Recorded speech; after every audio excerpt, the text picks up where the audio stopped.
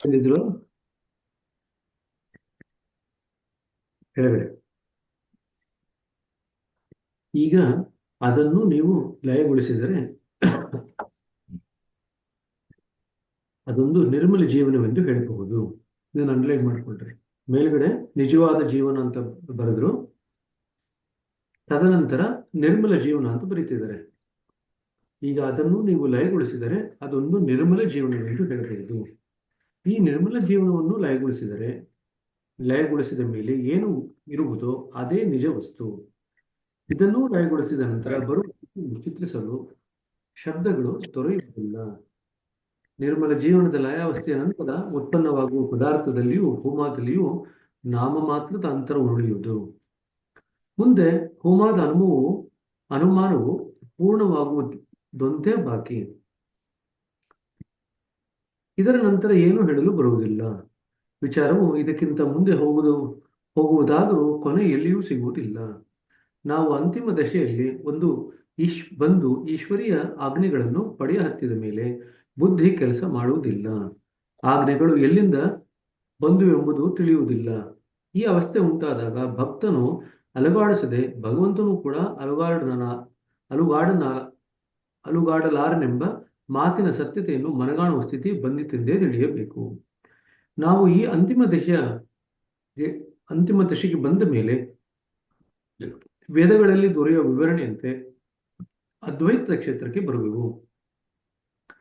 ಇದು ವಾಸ್ತವವಾಗಿ ಅದ್ವೈತದ ಕ್ಷೇತ್ರವಾಗಿದೆ. ಆದರೂ ನಮಗೆ ಇದರ ಭಾವವನ್ನು ಉಳಿದಾದರೆ ನಿಜಾರ್ಥದಲ್ಲಿ ದ್ವೈತವು ಇನ್ನೂ ಕೊನೆಗೊಂಡಿಲ್ಲ. ಬೇರೆ ಶಬ್ದಗಳಲ್ಲಿ ಹೇಳುವುದಾದರೆ ಇನ್ನೂ ಪರಿವರ್ತನಾಶೀಲ ದಶೆ ಉಂಟಾಗಿಲ್ಲ. ನಿಜ ಏನೆಂದರೆ ಇಲ್ಲಿ ದ್ವೈತ ಮತ್ತು ಅದ್ವೈತ ಇವೆರಡರ ಭಾವವು ಸಮಾಪ್ತವಾಗಬೇಕು. ಇದೇ ಆ ಕೊನೆಯ ಗ್ರಂಥಿಯ ಚರಮಾವಸ್ಥೆಯಾಗಿದೆ. ಇಲ್ಲಿ ನಿಜಾರ್ಥದಲ್ಲಿ ನಾನು ನೀನಾಗಿರುವೆ, ನೀನು ನಾನಾಗಿರುವೆ, ನಾನು ದೇಹವು, ನೀನು ಪಂಚಪ್ರಾಣ, ನಾನು ನೀನು ಇಬ್ಬರು ಬೇರೆ ಬೇರೆ ಎಂದು ಮುಂದೆ ಯಾರು ನುಡಿಯರಿಂಥ ವಚನ.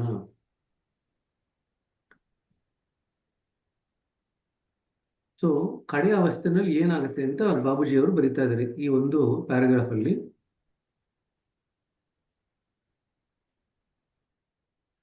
ನಿಜ ಜೀವನದ ನಂತರ ನಿಮಗೆ ನಿರ್ಮಲ ಜೀವನ ಬರುತ್ತೆ. ಅದನ್ನೂ ದಾಟಿದ ಮೇಲೆ ಯಾವುದೋ ಒಂದು ಪದಾರ್ಥ ಹುಟ್ಟುತ್ತೆ. ಆ ಪದಾರ್ಥಕ್ಕೂ ಮತ್ತು ಭೂಮಕ್ಕೂ ನಾಮ ಮಾತ್ರವಾದಂತ ಅಂತರ ಉಳಿಯುತ್ತೆ. ತದನಂತರ ಭೂಮಾದ ಅನುಮಾನ ಮತ್ತು ಅನುಭವ ಇನ್ನೂ ಹೆಚ್ಚಾಗ್ತಾ ಹೋಗುತ್ತೆ. ಅದಾದ್ಮೇಲೆ ಏನು ಹೇಳಲಿಕ್ಕಾಗಲ್ಲ. ಆ ಅಂತಿಮ ದಶೆಗೆ ತಲುಪಿದ ನಂತರ ನಮ್ಗೆ ಹೇಗೆ ಗೊತ್ತಾಗುತ್ತೆ ನಾವು ಈಶ್ವರ ಆಜ್ಞೆಗಳನ್ನು ಆಜ್ಞೆಗಳು ಎಲ್ಲಿಂದ ಬರ್ತಾ ಇದೆ ಅಂತ ಗೊತ್ತಾಗಲ್ಲ. ಬುದ್ಧಿ ಮಾತ್ರ ಅಲ್ಲಿ ಕೆಲಸ ಆಗಲ್ಲ. ಸೊ ಆ ಸ್ಥಿತಿಗೆ ಬಂದಾಗ ಯಾವಾಗ ನಾವು ಈಶ್ವರೀಯ ಆಜ್ಞೆಗಳನ್ನು ಸ್ವೀಕರಿಸಲಿಕ್ಕೆ ಶುರು ಮಾಡ್ತೀವೋ ಆ ಸ್ಥಿತಿಗೆ ಬಂದಾಗ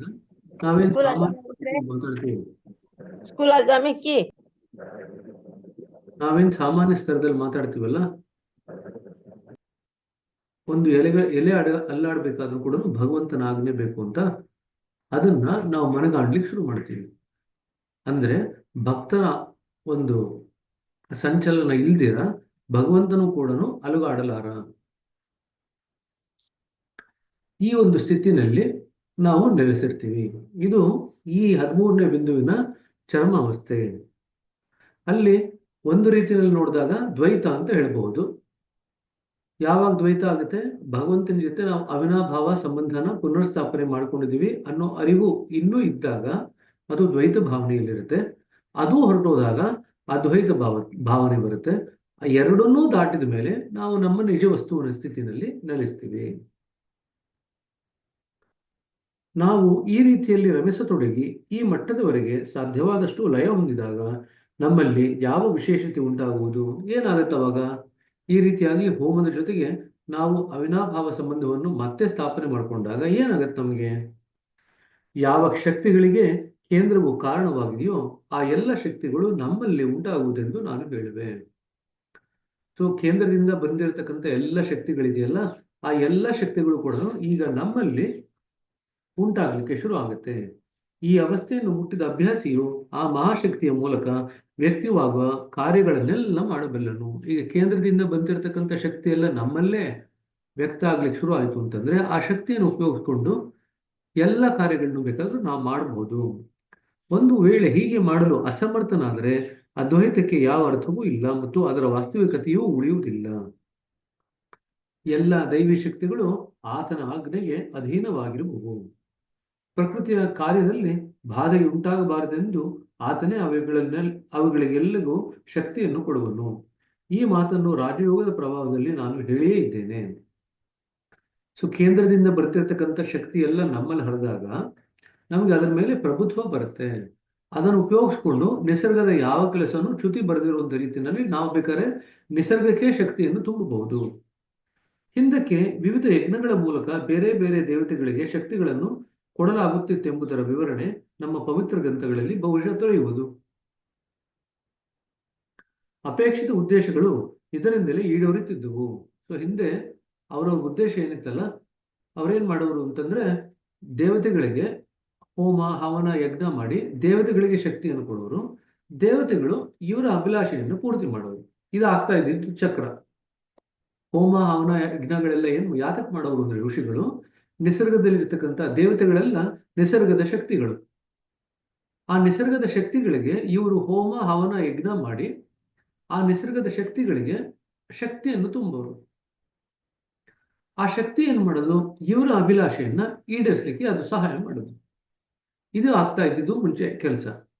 ಅಂದ್ರೆ ಮನುಷ್ಯನೇ ನಿಸರ್ಗದಲ್ಲಿರ್ತಕ್ಕಂಥ ಶಕ್ತಿಗಳಿಗೆ ಶಕ್ತಿಯನ್ನು ತುಂಬಬಹುದು. ಇದು ನಮಗೆ ಹಲವಾರು ಕಡೆ ಸಿಗತ್ತೆ. ದೃಷ್ಟಾಂತಗಳು ನೀವು ತಿರುಪತಿ ವೆಂಕಟೇಶ್ವರನ ಕಥೆ ಓದಿದ್ರೆ ಎಲ್ಲ ಋಷಿ ಮುನಿಗಳು ಮಾತಾಡ್ಕೊಂಡು ಏನ್ ಮಾತಾಡ್ತಾರೆ ಅಂತಂದ್ರೆ, ಎಲ್ಲಾ ಭಾಗನು ಹವಿಸ್ಸಿನ ಭಾಗವನ್ನು ನಾವು ಇಂತಿಂತವ್ರಿಗೆ ಕೊಡ್ತಾ ಇದೀವಲ್ಲ, ಯಾರು ಯೋಗ್ಯರಾದವರು ಇದರಲ್ಲಿ ತ್ರಿಮೂರ್ತಿಗಳಲ್ಲಿ ನಾವು ಮಾಡ್ತಕ್ಕಂಥ ಈ ಮಹಾಯಜ್ಞಕ್ಕೆ, ಆ ಮಹಾಯಜ್ಞದ ಎಸೆನ್ಸ್ ಹವಿಸ್ಸು ಅಂತಂದ್ರೆ ಅಲ್ಲಿ ಎಸೆನ್ಸ್ ಅಂತ ಇಟ್ಕೊಳ್ರಿ. ಆ ಎಸೆನ್ಸ್ಗೆ ಯಾವ ದೇವತೆ ಯೋಗ್ಯರಾಗಿದ್ದಾರೆ ತ್ರಿಮೂರ್ತಿಗಳಲ್ಲಿ ಅದನ್ನ ನಾನು ಪರೀಕ್ಷೆ ಮಾಡ್ತೀನಿ ಅಂತ ಭೃಗು ಮಹರ್ಷಿ ಹೋಗ್ತಾನೆ 3 ದೇವತೆಗಳಿಗೆ. ವೈಕುಂಠಕ್ಕೆ ಹೋಗ್ತಾನೆ, ಕೈಲಾಸಕ್ಕೆ ಹೋಗ್ತಾನೆ, ಬ್ರಹ್ಮಲೋಕಕ್ಕೆ ಹೋಗ್ತಾನೆ. ಯಾಕೆ ಹೋಗ್ತಾನೆ ಅಂತಂದ್ರೆ ಪರೀಕ್ಷೆ ಮಾಡ್ಲಿಕ್ಕೆ ದೇವತೆಗಳು ನಾವು ಮಾಡ್ತಿರತಕ್ಕಂಥ ಯಜ್ಞದ ಹವಿಸ್ಸನ್ನ ಸ್ವೀಕಾರ ಮಾಡ್ಲಿಕ್ಕೆ ಯೋಗ್ಯರೋ ಅಲ್ವೋ ಅನ್ನೋ ಭಾವನೆಗೋಸ್ಕರ. ನೋಡಿ, ಅಲ್ಲಿ ದೇವತೆಗಳನ್ನ ನಾವು ಪರೀಕ್ಷೆ ಮಾಡ್ಲಿಕ್ಕೆ ಹೋಗ್ತಾ ಇದೀವಿ ಅಂತ ಆಯ್ತು. ಅಲ್ಲಿ ಸ್ವಲ್ಪ ಮಟ್ಟಿಗೆ ಉದ್ದಟತನ, ಅಹಂ ಭಾವನೆ ಹೆಚ್ಚಾಗಿತ್ತು. ಬಟ್ ಇದಂತೂ ಸತ್ಯ. ಅಂದ್ರೆ ನಿಸರ್ಗದಲ್ಲಿರ್ತಕ್ಕಂಥ ಶಕ್ತಿಗಳು ನಮಗೆ ಅದು ತಮ್ಮ ಶಕ್ತಿಯನ್ನು ಕೊಡ್ತಾ ಇದೆ. ನಾವು ನಮ್ಮ ಸಂಕಲ್ಪ ಶಕ್ತಿ ಇಚ್ಛಾಶಕ್ತಿಯಿಂದ ಆಧ್ಯಾತ್ಮಿಕವಾಗಿ ಬೆಳೆದಿದ್ದೇ ಆದರೆ ನಿಸರ್ಗದ ಶಕ್ತಿಗಳಿಗೂ ಕೂಡ ನಾವು ಶಕ್ತಿಯನ್ನು ತುಂಬಬಹುದು. ಇದು ಯಾವಾಗ ಆಗತ್ತೆ ಅಂತಂದ್ರೆ, ಯಾವಾಗ ನಾವು ಮೂಲ ಇದೆಯಲ್ಲ, ಕೇಂದ್ರ ಇದೆಯಲ್ಲ, ಆ ಕೇಂದ್ರದ ಜೊತೆಗೆ ಅವಿನಾಭಾವ ಸಂಬಂಧವನ್ನು ಸ್ಥಾಪನೆ ಮಾಡಿಕೊಂಡಾಗ ನಮಗೆ ಆ ಕೇಂದ್ರದಿಂದ ಹರಿತಿರ್ತಕ್ಕಂಥ ಶಕ್ತಿಗಳಿದೆಯಲ್ಲ ಅದರ ಮೇಲೆ ಪ್ರಭುತ್ವ ಬರುತ್ತೆ. ಅದನ್ನು ಉಪಯೋಗಿಸ್ಕೊಂಡು ನಾವು ನಿಸರ್ಗದಲ್ಲಿ ಎಲ್ಲ ಕೆಲಸಗಳು ಸರಿಯಾಗಿ ಆಗ್ಲಿಕ್ಕೆ ಏನ್ ಬೇಕು ಶಕ್ತಿಯನ್ನ ಅದನ್ನು ನಾವು ತುಂಬಬಹುದು. ಆದ್ರೆ ಎಲ್ಲರೂ ಕೂಡ ಕೇಂದ್ರದ ಜೊತೆಗೆ ಸಂಬಂಧ ಸ್ಥಾಪನೆ ಮಾಡಿಕೊಂಡು ಆ ಶಕ್ತಿಯನ್ನು ಉಪಯೋಗಿಸ್ಲಿಕ್ಕೆ ಆಗಲ್ಲ. ಕೆಳಗಿನ ಸ್ತರದಲ್ಲಿ ಇರ್ತಕ್ಕಂಥವ್ರು ಏನ್ ಮಾಡ್ಬೇಕು, ಕೆಳಗಿನ ಸ್ತರದಲ್ಲಿ ಇರ್ತಕ್ಕಂಥವ್ರಿಗೆ ಹೋಮ ಹವನ ಯಜ್ಞ ಇವೆಲ್ಲ ಇರ್ತಕ್ಕಂಥದ್ದು. ಆದರೆ ಈ ವಿಧಿಯು ದ್ವೈತ ಭಾವನೆಯುಳ್ಳವರಿಗಾಗಿ ಮಾತ್ರ ವಿಹಿತವಾಗಿದೆ. ಸೊ ಹೋಮ ಹವನ ಯಜ್ಞ ಎಲ್ಲ ಯಾರು ಮಾಡ್ತಾರೆ ಅಂತಂದ್ರೆ, ಯಾರು ದ್ವೈತ ಭಾವನೆಯಲ್ಲಿ ಮುಳುಗಿದ್ದಾರೋ, ಅಂದ್ರೆ ದೇವತೆಗಳೇ ಬೇರೆ ನಾವೇ ಬೇರೆ, ಆ ದ್ವೈತ ಭಾವನೆ ಇದ್ದಾಗ ನೀವು ಹೋಮ ಹವನ ಯಜ್ಞ ಮಾಡ್ತೀರಾ. ಈ ಚಕ್ರದಲ್ಲಿ ಸಿಲುಗುವವರಾದರೂ ಅವರೇ. ಆದರೆ ಯಾವ ಅಭ್ಯಾಸಿಯು ಅದ್ವೈತದಲ್ಲಿ ಬಂದು ಅದರ ನೆನಪನ್ನೂ ಮರೆತು ಬಿಡುವನು, ಆತನಲ್ಲಿ ಕೇವಲ ಮೂಲದ ಹೊರತು ಬೇರೇನೂ ಇರಲಾರದು.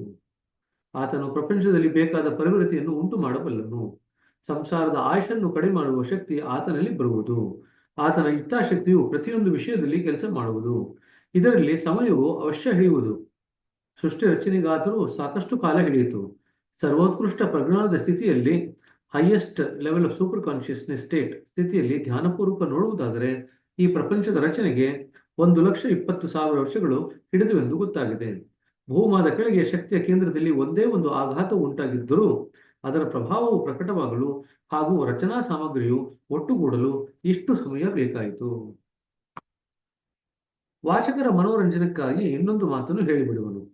ಸೃಷ್ಟಿಯ ಎಲ್ಲ ಕ್ರಿಯೆಗಳು ಗಡಿಯಾರದ ಸಮಾವೇಶದಲ್ಲಿದ್ದಂತೆ ಸಮದಶೆಯಲ್ಲಿ ಇದ್ದವು. ಈಗ ಒಂದು ವೇಳೆ ಅವುಗಳಿಗೆ ವಿಷಮ ದಶೆಯಲ್ಲಿ ಪ್ರೇರಣೆ ಮಾಡಿದರೆ ಪ್ರಪಂಚವು ನಷ್ಟವಾಗತೊಡಗಿದು.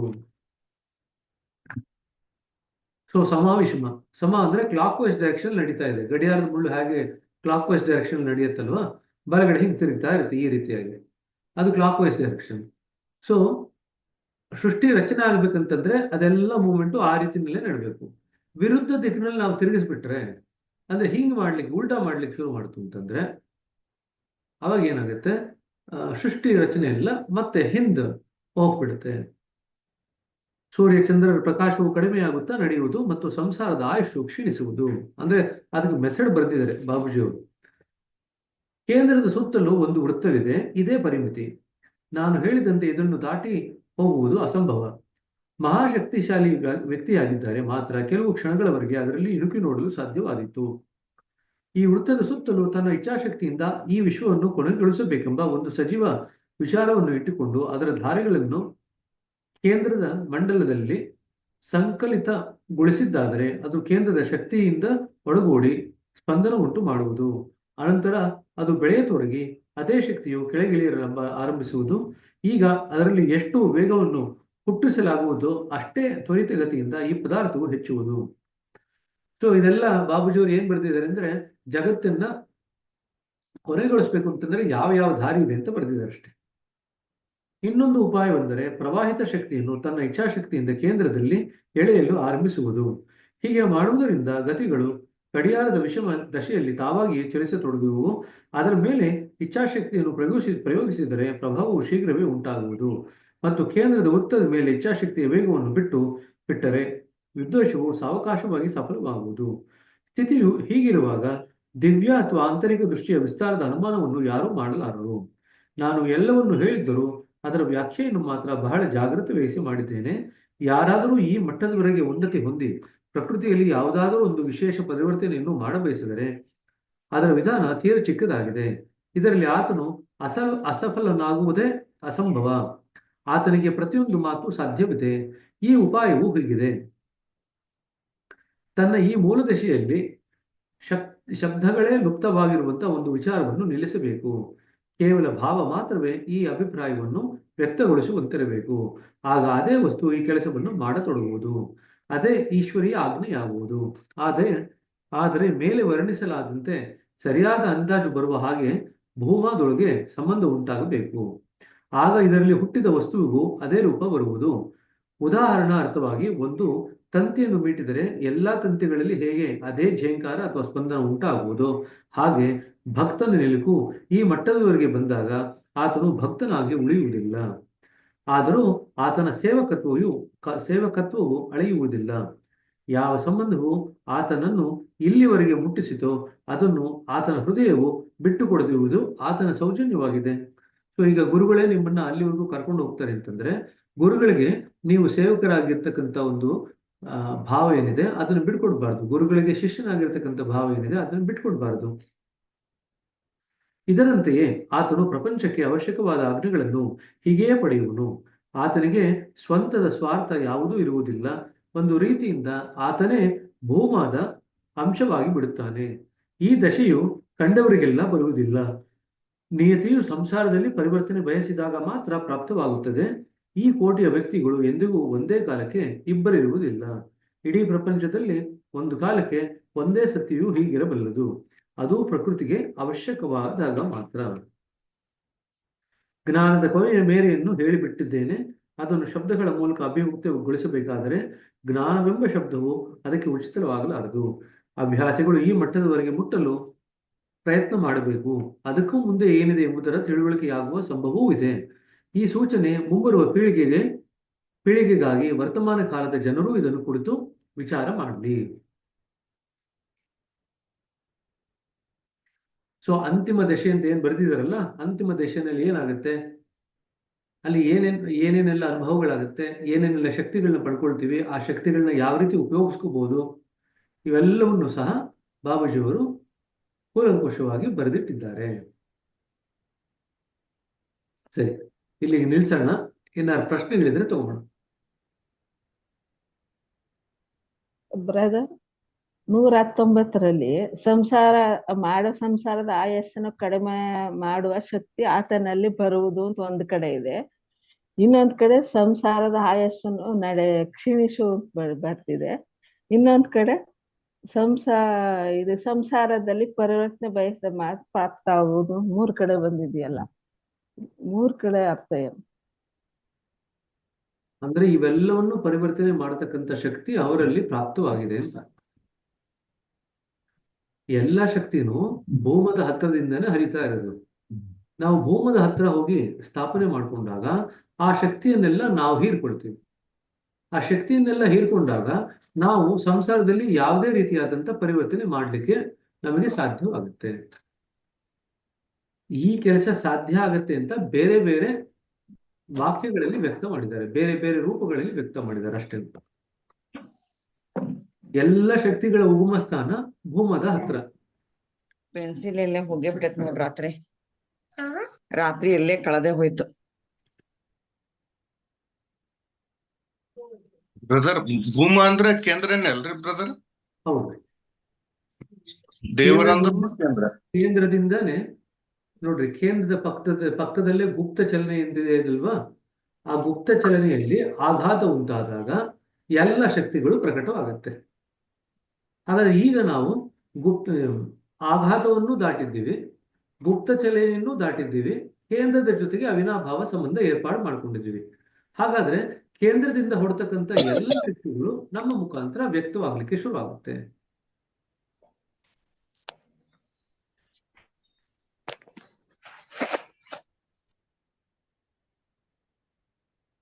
ಅರ್ಥ ಆಯ್ತಾ?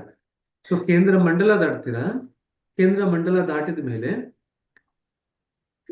7 ಕೇಂದ್ರ ಮಂಡಲದಲ್ಲಿ 7 ಜ್ಯೋತಿರ್ಮಯ ವೃತ್ತಗಳು ಬರುತ್ತೆ, ಅದನ್ನ ದಾಟ್ತೀರಾ. ಅದನ್ನ ದಾಟಿದ ಮೇಲೆ ಅನಂತ ಸಾಗರದ ದಂಡೆ ಬರುತ್ತೆ, ಅಲ್ಲಿ ಹೋಗ್ತೀರಾ. ಅದಾದ್ಮೇಲೆ ಅನಂತ ಸಾಗರದಲ್ಲಿ ಈಜ್ಲಿಕ್ಕೆ ಶುರು ಮಾಡ್ತೀರಾ. ಅದನ್ನ ಈಜ್ಲಿಕ್ಕೆ ಶುರು ಮಾಡಿದಾಗ ಆ ಕ್ಷೋಭ ಇರುತ್ತಲ್ಲ, ಆ ಕ್ಷೋಭನ ದಾಟಿರ್ತೀರಾ. ಕ್ಷೋಭ ದಾಟಿದ ನಂತರ ಅದು ಇನ್ನೂ ಮುಂದಕ್ಕೆ ಹೋಗ್ತಾ ಹೋಗ್ತಾ ನೀವು ಅನಂತ ಸಾಗರದಲ್ಲಿ ಇರತಕ್ಕಂಥ ಗುಪ್ತ ಚಲನೆಗಳೇನಿದೆ ಅದನ್ನ ಅನುಭವ ಪಡ್ಕೊಳ್ತೀರಾ. ಇನ್ನೂ ಮುಂದಕ್ಕೆ ಹೋಗಿ ಕೇಂದ್ರ ಅಥವಾ ಮಧ್ಯದ ಬಿಂದು ಅಂತ ಏನ್ ಬರ್ತಿದ್ದಾರೆ ಅದರ ಜೊತೆಗೆ ಅವಿನಾಭಾವ ಸಂಬಂಧವನ್ನು ಸ್ಥಾಪನೆ ಮಾಡ್ಕೊಳ್ತೀರಾ. ಆ ಶಕ್ತಿಗಳೆಲ್ಲ ಎಲ್ಲಿ ವ್ಯಕ್ತವಾಗುತ್ತೆ ಅಂತಂದ್ರೆ, ಕ್ಷೋಭದ ನಂತರ ಗುಪ್ತ ಚಲನೆಯಲ್ಲಿ ಇರತಕ್ಕಂಥ ಒಂದು ಶಕ್ತಿ ಎಲ್ಲ ಶಕ್ತಿಯ ರೂಪಾಂತರ ಹೊರಗಡೆ ಬರುತ್ತೆ ಕ್ಷೋಭದ ನಂತರ.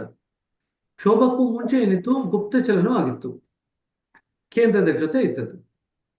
ಯಾವಾಗ ಕ್ಷೋಭ ಉಂಟಾಗುತ್ತೋ ಅವಾಗ ಅದೆಲ್ಲ ಶಕ್ತಿಗಳು ಪ್ರಕಟವಾದವು. ಈಗ ನೀವೆಲ್ಲಿದ್ದೀರಾ? ಕ್ಷೋಭವನ್ನು ದಾಟಿದ್ದೀರಾ, ಗುಪ್ತ ಚಲನವನ್ನು ದಾಟಿ ಆ ಕೇಂದ್ರ ಅಂತ ಏನಿದೆ ಅದರ ಜೊತೆಗೆ ಅವಿನಾಭಾವ ಸಂಬಂಧ ಏರ್ಪಾಡು ಮಾಡ್ಕೊಂಡಿದ್ದೀರಾ. ಅಂದ್ರೆ ಎಲ್ಲಿ ಶಕ್ತಿ ವ್ಯಕ್ತ ಆಗುತ್ತೋ ಅದಕ್ಕಿಂತ ಮುಂಚಿನ ಸ್ಥಿತಿಯಲ್ಲಿ ನೀವು ಭೂಮಾದ ಜೊತೆಗೆ ನಿಮ್ಮ ಸಂಬಂಧವನ್ನು ಸ್ಥಾಪನೆ ಮಾಡ್ಕೊಂಡಿದ್ದೀರಾ. ಆಗೇನಾಗುತ್ತೆ, ಆ ಭೂಮಾದಿಂದ ಹೊರಡ್ತಕ್ಕಂಥ ಎಲ್ಲ ಶಕ್ತಿಗಳು ಕೂಡ ನಿಮಗೆ ಅಂಕುರಕ್ಕೆ ಬರುತ್ತೆ, ನಿಮ್ಮ ಒಂದು ಪರಿವಿಧಿಗೆ ಬರುತ್ತೆ. ಇದು ನಾವು ಸಾಮಾನ್ಯ ಮನುಷ್ಯರ ಸ್ತರದಲ್ಲೂ ನೋಡ್ತೀವಿ. ನೀವು ಯಾವುದೋ ಒಂದು ನಾಯಕನಿಗೆ ಹತ್ರ ಆಗ್ಲಿಕ್ಕೆ ಶುರು ಆಗ್ತೀರಾ ಅಂತ ಇಟ್ಕೊಳ್ರಿ. ಮೊದಲು ನೀವು ನಾಯಕ ಏನ್ ಹೇಳಿರ್ತಾನೆ ಅದ್ರ ಪ್ರಕಾರ ಕೆಲಸ ಮಾಡ್ತೀರಾ. ಇನ್ನೂ ಮುಂದಕ್ಕೆ ಹೋಗ್ತಿದ್ದಂಗೆನೆ ನಾಯಕನಿಗೆ ಕೆಲವೊಮ್ಮೆ ನೀವು ನಿಮ್ಮ ಐಡಿಯಾಸ್ನ ಕೊಡ್ತೀರಾ. ಅವ್ರು ಒಪ್ಕೋಬಹುದು, ಒಪ್ಕೊಳ್ದೇ ಇರ್ಬೋದು. ಕಾಲಕ್ರಮೇಣದಲ್ಲಿ ಆ ನಾಯಕ ನಿಮ್ಮ ಮೇಲೆ ಎಷ್ಟರ ಮಟ್ಟಿಗೆ ನಿರ್ಭರ ಆಗ್ತಾನೆ ಅಂತಂದ್ರೆ, ನೀವೇನ್ ಐಡಿಯಾ ಹೇಳ್ತೀರೋ ಅದ್ರ ಪ್ರಕಾರನೇ ಅವನು ಕೂಡ ನಡ್ಕೊಳ್ಳಿಕ್ಕೆ ಶುರು ಮಾಡ್ತಾನೆ. ಇದು ನೋಡಲ್ವ ನಾವು, ವಿ ಬಿಕಮ್ ಟೋಟಲಿ ಡಿಪೆಂಡೆಂಟ್. ಇದು ಎಲ್ಲ ಸಂಸ್ಥೆಗಳಲ್ಲೂ ನಾವು ನೋಡ್ತೀವಿ. ಎಲ್ಲ ಸಂಸ್ಥೆಯಲ್ಲಿ ನಾವು ನೋಡ್ತೀವಿ ಅಂದ್ರೆ, ಈಗ ರಾಜಕೀಯ ವಲಯದಲ್ಲಿ ಅವ್ರ ಸುತ್ತ ಒಂದು ಕೋಟ್ರಿ ಇದೆಯಪ್ಪ, ಆ ಕೋಟ್ರಿನಲ್ಲಿ ಯಾರಿದ್ದಾರೆ ಅವ್ರ ಮಾತಷ್ಟೇ ಅವ್ರು ಕೇಳಿದ್ರು, ಬೇರೆ ಯಾರ ಮಾತು ಕೇಳಲ್ಲ ಅಂತ ಎಷ್ಟೋ ಸತಿ ನಾವು ನೋಡಲ್ವಾ? ಅಂದ್ರೆ ಆ ವ್ಯಕ್ತಿಯ ಪ್ರಭಾವ ವಲಯದಲ್ಲಿ ಯಾರಿದ್ದಾರೆ ಆ ಪ್ರಭಾವ ವಲಯದಲ್ಲಿನ ಜನಗಳ ಮಾತನ್ನೇ ಅವ್ರು ಕೇಳ್ತಾರೆ ಅಂತ. ಈಗ ಆ ವ್ಯಕ್ತಿ ಇದ್ದಾರಲ್ಲ, ಆ ವ್ಯಕ್ತಿನ ಕೇಂದ್ರ ಅಂತ ಇಟ್ಕೊಳ್ರಿ.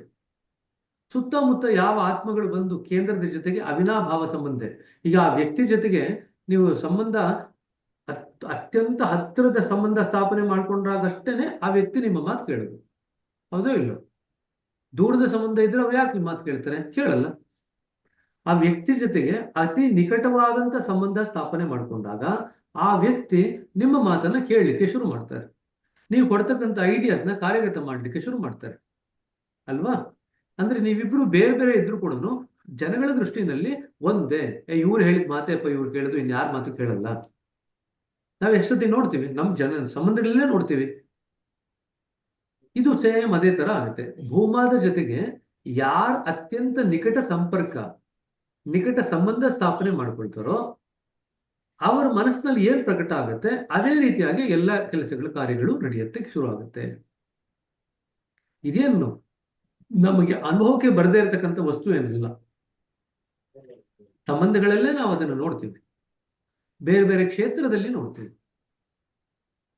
ಅದಕ್ಕೆ ನಮ್ಮ ಇಂಡಿಯಾದಲ್ಲಿ ಒಬ್ಬ ಮಂತ್ರಿಯ ಪಿ ಎ ಇದಾನಲ್ಲ, ಮಂತ್ರಿಯ ಪಿ ಎಗೆ ಮಂತ್ರಿಗಿಂತ ಜಾಸ್ತಿ ಶಕ್ತಿ ಇರುತ್ತೆ. ನೋಡಿದ್ರ? ಮಂತ್ರಿಯ ಪಿ ಎಗೆ ಮಂತ್ರಿಗಿಂತ ಜಾಸ್ತಿ ಶಕ್ತಿ ಇರುತ್ತೆ. ಆಗ ಈಗ ಅದನ್ನೇ ಇಲ್ಲಿ ಅನ್ವಯಿಸ್ಕೊಳ್ರಿ. ಭೂಮಾ ಇದೆಯಲ್ಲ, ಭೂಮಾದ ಹತ್ರ ಸಂಬಂಧ ಸ್ಥಾಪನೆ ಮಾಡ್ಕೊಂಡಿರ್ತಕ್ಕಂಥ ಒಂದು ಅತ್ಯುನ್ನತವಾದಂತ ಆತ್ಮಕ್ಕೆ ಭೂಮಾಗಿಂತ ಜಾಸ್ತಿ ಶಕ್ತಿ ಇರುತ್ತೆ. ಯಾಕೆ? ಭೂಮಾದಲ್ಲಿ ಮನಸ್ಸಿಲ್ಲ, ಆದ್ರೆ ಈ ವ್ಯಕ್ತಿಗೆ ಮನಸ್ಸೂ ಇದೆ, ಭೂಮಾದ ಜೊತೆ ಸಂಬಂಧ ಮಾಡಿರ್ತಕ್ಕಂಥ ಶಕ್ತಿನೂ ಇದೆ. ಹಾಗಾದ್ರೆ ಯಾರಿಗೆ ಜಾಸ್ತಿ ಶಕ್ತಿ ಇದೆ? ಭೂಮಾಗ್ ಜಾಸ್ತಿ ಶಕ್ತಿ ಇದೆಯಾ ಈ ವ್ಯಕ್ತಿಗೆ, ಅಥವಾ ಈ ಆತ್ಮಕ್ಕೆ ಜಾಸ್ತಿ ಶಕ್ತಿ ಇದೆಯಾ? ಆಬ್ವಿಯಸ್ಲಿ ಈ ಆತ್ಮಕ್ಕೆ ಜಾಸ್ತಿ ಶಕ್ತಿ ಇರೋದು. ಯಾಕೆಂದ್ರೆ ಈ ಆತ್ಮಕ್ಕೆ ಮನಸ್ಸೂ ಇದೆ ಮತ್ತೆ ಶಕ್ತಿನೂ ಇದೆ. ಭೂಮಾದಲ್ಲಿ ಮನಸ್ಸಿಲ್ಲ ಅಂತ ಬಂದು ಬಿಟ್ಟಿದ್ದಾರೆ ಬಾಬೂಜಿ ಅವರು. ಸೊ ಇದು ನಿಮ್ಮೆಲ್ಲರಿಗೂ ಅನುಭವ ಬರುತ್ತೆ. ನೀವು ಯಾವ್ದಾದ್ರು ಮಂತ್ರಿ ಕೈಲಿ ಕೆಲಸ ಮಾಡಿಸ್ಕೋಬೇಕಂತಂದ್ರೆ ಅವ್ರ ಪಿ ಎನ್ ಹಿಡ್ಕೊಂಡ್ರೆ ನಿಮ್ ಕೆಲಸ ಆಗುತ್ತೆ. ನೀವೇ ಮಂತ್ರಿಗಳನ್ನ ಹುಡ್ಕೊಂಡು ಹೋಗಿ ಮಾತಾಡ್ಬಿಟ್ಟು ಅವ್ರ ಕೈಲಿ ಕೆಲಸ ಮಾಡಿಸ್ಕೊಳ್ತೀನಿ ಅಂದ್ರೆ ಆಗಲ್ಲ. ನಮ್ಮಲ್ಲಿ ಒಬ್ಬರು ಡಾಕ್ಟ್ರು ಧರ್ಮಸ್ಥಳದ ವೀರೇಂದ್ರ ಹೆಗ್ಡೆ ಅವ್ರನ್ನ ನೋಡ್ಬೇಕು ಅಂತ ಹೋದ್ರು. ಆಯ್ತಾ? ಅವ್ರಿಗೆ ಆಕ್ಸೆಸ್ ಹೆಂಗ್ ಸಿಕ್ತು ಅಂತೀರಾ? ಏನ್ ನೇರವಾಗಿ ವೀರೇಂದ್ರ ಹೆಗ್ಡೆ ಅವ್ರಿಗೆ ಫೋನ್ ಮಾಡ್ಲಿಕ್ಕೆ ಆಗತ್ತೆ? ಇಲ್ಲ, ಯಾಕಂದ್ರೆ ಪರಿಚಯನೇ ಇಲ್ಲ. ಅವ್ರು ಫೋನ್ ಯಾಕೆ ಸಿಗ್ತಾರೆ? ಸೊ ಅವ್ರ ಪಿ ಎ ಮುಖಾಂತರ ಕೆಲಸ ಸಾಧನೆ ಮಾಡ್ಕೊಂಡ್ರು. ನಮ್ಮಲ್ಲೇ ಎಷ್ಟೋ ಜನ ಮಂತ್ರಿಗಳಿಂದ ವರ್ಗಾವಣೆ ಆಗಿರುತ್ತೆ, ಆ ವರ್ಗಾವಣೆನ ಕ್ಯಾನ್ಸಲ್ ಮಾಡಿಸ್ಕೋಬೇಕು ಅಥವಾ ಚೇಂಜ್ ಮಾಡಿಸ್ಕೋಬೇಕು, ಬದಲಾವಣೆ ಮಾಡಿಸ್ಕೋಬೇಕು ಅಂತಂದ್ರೆ ಯಾರ ಮುಖಾಂತರ ಕೆಲಸ ಮಾಡಿಸ್ಕೊಡ್ತೀರಾ? ನೇರವಾಗಿ ಮಂತ್ರಿ ಹತ್ರ ಹೋಗ್ತೀರಾ? ಇಲ್ಲ. ನೀವು ಯಾರ ಹತ್ರ ಹೋಗ್ತೀರಾ? ನೇರವಾಗಿ ಪಿ ಎ ಹತ್ರ ಹೋಗ್ತೀರಾ. ಅವ್ರ ಪಿ ಎ ಏನ್ ಮಾಡ್ತಾರೆ? ಮಂತ್ರಿಗಳ ಹತ್ರ ಎಲ್ಲ ಮಾತಾಡಿ ವಿಷಯ ಎಲ್ಲ ವಿವರಣೆ ಮಾಡಿ ಅವರು ಬಿಡುವ ಸಮಯದಲ್ಲಿ ಆಮೇಲೆ ನೀವು ಫೈಲ್ನ ಪುಟಪ್ ಮಾಡ್ತಾರೆ. ನಿಮಗೆ ಮಂತ್ರಿಗಳ ಜೊತೆಗೆ ನೇರವಾಗಿ ಕೂತ್ಕೊಂಡು ಸಂಭಾಷಣೆ ಮಾಡಿ ನಮ್ಮ ವಿಚಾರಗಳೆಲ್ಲ ವ್ಯಕ್ತ ಪಡಿಸುವಷ್ಟು ಸಮಯ ನಿಮ್ಮ ಹತ್ರ ಇರಲ್ಲ. ಸೊ ನಿಮ್ಮ ಪರವಾಗಿ ಆ ಪಿ ಎ ಅವರು ಕೆಲಸ ಮಾಡ್ತಾರೆ. ಅದೇ ರೀತಿಯಾಗಿ ಗುರುಗಳು, ಜೀವಂತ ಗುರುಗಳು ಯಾರಿರ್ತಾರೆ ಅವರು ನಮ್ಮ ಕೇಸ್ನ ಭೂಮದ ಜೊತೆಗೆ ಪುಟ್ ಫಾರ್ವರ್ಡ್ ಮಾಡ್ತಾರೆ ಅಂತ ಇಟ್ಕೊಳ್ರಿ. ಈಗ ಲಾಲಾಜಿ ಅವರಿಗೆ ಕೇಂದ್ರದಿಂದ ದೀಕ್ಷೆ ತಗೊಳ್ಳುವಂತ ಒಂದು ಅವಕಾಶ ಬರುತ್ತೆ. ಲಾಲಾಜಿ ಅವರು ಏನ್ ಮಾಡ್ತಾರೆ? ಅದನ್ನ ಬಾಬೂಜಿ ಅವ್ರಿಗೆ ಹೇಳ್ತಾರೆ, ಬಾಬೂಜಿ ತಗೊಳ್ತಾನೆ ನನ್ನ ಪರವಾಗಿ ಅಂತ. ಅದು ಮೊದಲ ಬಾರಿಗೆ ಆಗಿರ್ತಕ್ಕಂಥದ್ದು. ಅಂದ್ರೆ ಗುರುವಿನ ಪ್ರೇಮ ಎಷ್ಟಿತ್ತು ಅಂತಂದ್ರೆ ತನಗೆ ಬಂದಿರತಕ್ಕಂಥ ಅವಕಾಶನ ಮೊದಲು ಶಿಷ್ಯನಿಗೆ ಕೊಡ್ತಾನೆ. ಅಂದ್ರೆ ನೋಡಿ, ಹಾಗಾದ್ರೆ ಬಾಬೂಜಿಯವರ ಒಂದು ಕೇಸನ್ನ ಯಾರು ಕೇಂದ್ರಕ್ಕೆ ತಿಳಿಸಿದ್ದು? ಲಾಲಾಜಿ ಅವರು. ಯಾರು ಸಜೀವವಾದಂತ ಗುರುಗಳಿರ್ತಾರೆ ಅವ್ರದ್ದು ಈ ಕೆಲಸ. ಅವರು ಭೂಮದ ಜೊತೆಗೆ ಅವಿನಾಭಾವ ಸಂಬಂಧ ಸ್ಥಾಪನೆ ಮಾಡ್ಕೊಳ್ಳಿಕ್ಕೆ ಸಾಕಷ್ಟು ಸಹಾಯ ಮಾಡ್ತಾರೆ. ಕೇಂದ್ರ ಮಂಡಳದಲ್ಲಿ ಏನೆಲ್ಲ ನಮಗೆ ಪ್ರಯಾಣ ಮಾಡ್ಬೇಕಲ್ಲ ಅವೆಲ್ಲ ಗುರುವಿನ ಮುಖಾಂತರನೇ ಆಗುತ್ತೆ. ಕೇಂದ್ರ ಮಂಡಲದಲ್ಲಿ ನಾವು ಏನೂ ಮಾಡ್ಲಿಕ್ಕೆ ಆಗಲ್ಲ ಸ್ವಂತವಾಗಿ, ಯಾವ ಸ್ವಪ್ರಯತ್ನವೂ ಅಲ್ಲಿ ಕೆಲಸಕ್ಕೆ. ಯಾಕೆಂತಂದ್ರೆ ಕೇಂದ್ರ ಮಂಡಲದಲ್ಲಿ ನಮ್ಮ ಮನಸ್ಸಿಲ್ಲ, ನಮಗೆ ಪ್ರಜ್ಞೆ ಇಲ್ಲ, ನಮಗೆ ಅಹಂ ಇಲ್ಲ. ಈ ಮೂರು ಇಲ್ಲದೆ ಇರ್ಬೇಕಾದ್ರೆ ಹೆಂಗ್ ಕೆಲಸ ಮಾಡೋದು? ಸ್ವಪ್ರಯತ್ನ ಮಾಡ್ಬೇಕಾದ್ರೆ ಈ ಮೂರು ಬೇಕು. ಈ ಮೂರು ಇಲ್ಲ ಕೇಂದ್ರ ಮಂಡಲದಲ್ಲಿ. ಏನ್ ಪ್ರಯತ್ನ ಪಡ್ತೀರಿ ನೀವು? ಸೊ ನಿಮ್ಮ ಕೇಂದ್ರ ಮಂಡಲದ ಪ್ರಯಾಣ ಪೂರ್ತಿ ಕೂಡ ಗುರುಗಳ ಮೇಲೆ ನಿರ್ಭರ ಆಗಿದೆ. ಅಷ್ಟು ಮಹತ್ವ ಗುರುಗಳಿಗೆ ನಮ್ಮ ಜೀವನದಲ್ಲಿ. ಆಧ್ಯಾತ್ಮಿಕ ತುಟ್ಟ ತುದಿಯನ್ನು ಮುಟ್ಟಬೇಕಾದ್ರೆ ಗುರುವಿನ ಸಹಾಯದ ವಿನಃ ಯಾರೂ ಮುಟ್ಲಿಕ್ಕೆ ಸಾಧ್ಯವಿಲ್ಲ. ಬ್ರದರ್, ಸರಿ, ಈಗ ಹೇಳಿ. ಬಾಬೂಜಿ ಅವರು ಇಣಿಕಿ ನೋಡೋದಿಕ್ಕೂ ಆಗೋದಿಲ್ಲ ಅಂತ ಒಂದು ಪಾಯಿಂಟ್ ಹೇಳಿದ್ರಲ್ಲ. ಇಣಿಕಿ ನೋಡಿದ್ರು ಅವರು. ಇಣಿಕಿ ಹಾ, ನೋಡಕ್ ಅವ್ರು ಆಗ್ಲಿಲ್ಲ ನೋಡಿದ್ರು. ಅಂತಿಲ್ಲ. ಇಣಿಕಿ ನೋಡಿದ್ರು ಅದು ಅವರು. ಅದು ಭೂಮಾ ಪಾಯಿಂಟ್ ಇಲ್ಲ ಇನ್ನೂ ಆಚೆ ಇದೆಯಾ? ಇಲ್ಲ, ಭೂಮಾ ಪಾಯಿಂಟ್. ಓಕೆ.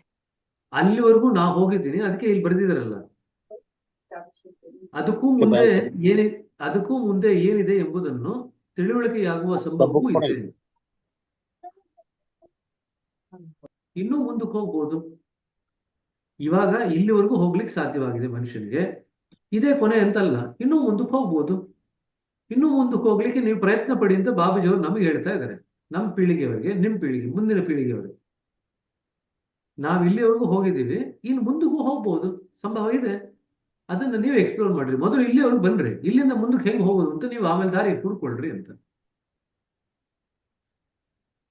ಸರಿನಾ?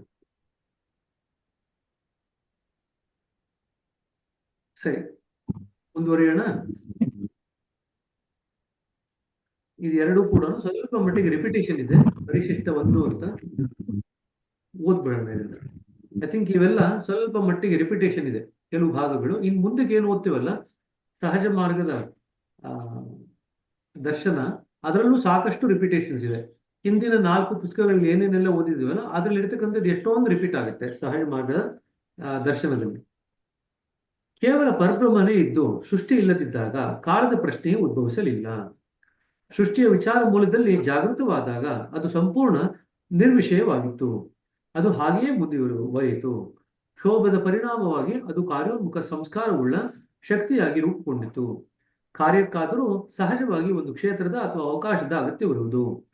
ಮೂಲ ಸಂಕಲ್ಪ ಮತ್ತು ತದನಂತರದ ಅಸ್ತಿತ್ವ, ಕಾರಣ ಮತ್ತು ಪರಿಣಾಮ, ಇವುಗಳ ನಡುವೆ ಸ್ವಲ್ಪ ವಿರಾಮವು ಮೊದಲಿನಿಂದ ಇದ್ದಿತು.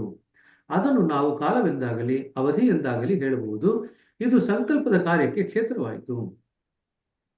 ಈ ಪ್ರಕಾರ ಕಾಲವು ಶಕ್ತಿಯಲ್ಲಿ ಲೀನವಾಗಿ ಸೃಷ್ಟಿ ಕಾರ್ಯವನ್ನು ಮುಂದುವರಿಸಲು ಸ್ವಯಂ ಶಕ್ತಿಯಾಗಿ ಪರಿಣಮಿಸಿತು.